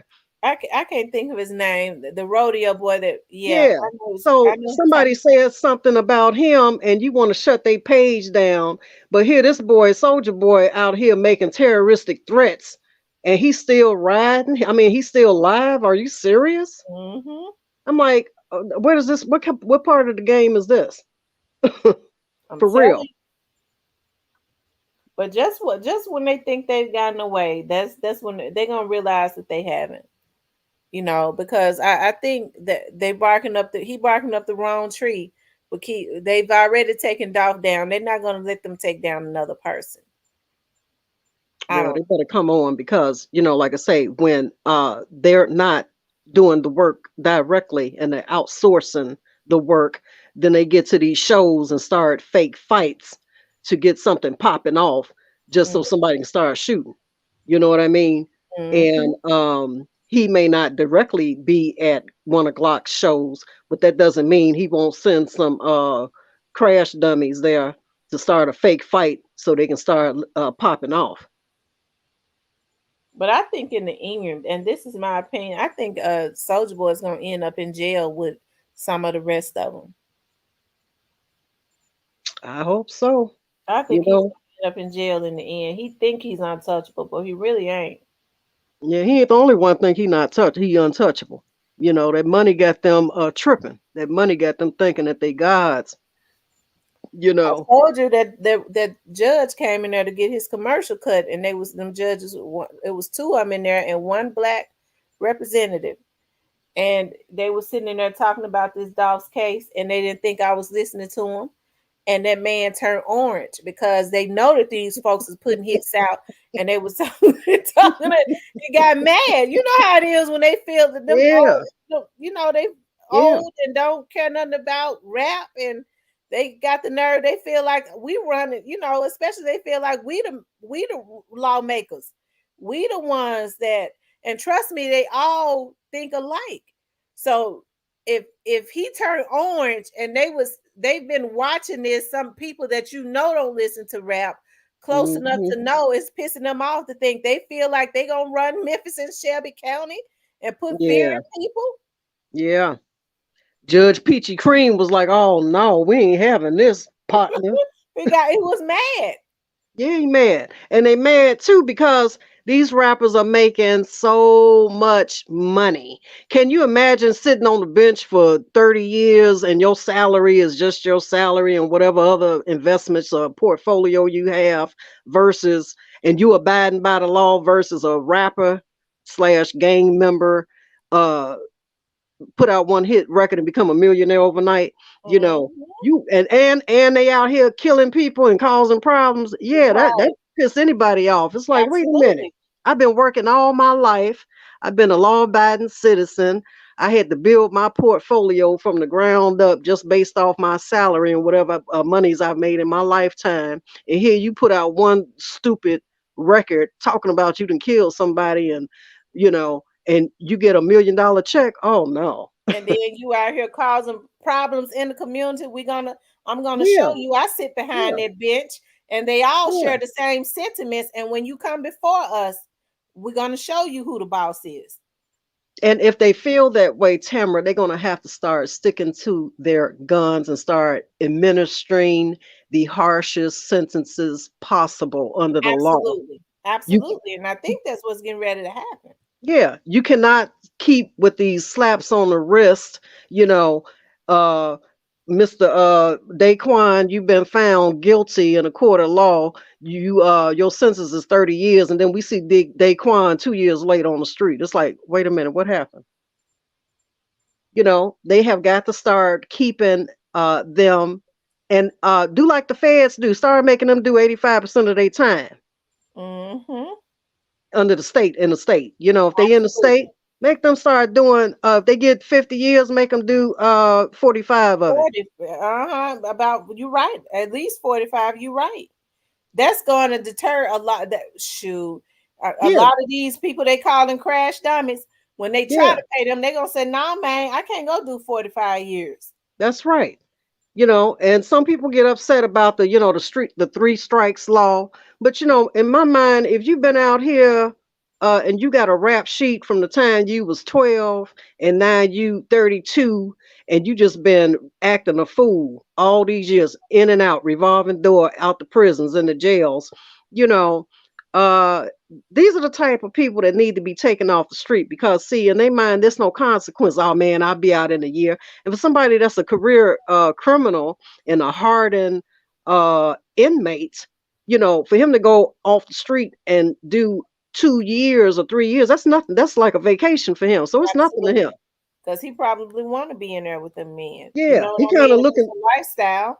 Yeah, he looking forward to getting off the street, going on vacation for a little bit, and then he come back. And because see, guess what? In these prisons, and that's another thing, they need to start confiscating their phones and all of this, ways to get on the internet. And they run in the prisons. We know that these gangs run the prisons. Mm-hmm. But since you want to run the prison, you can't have it both ways, partner.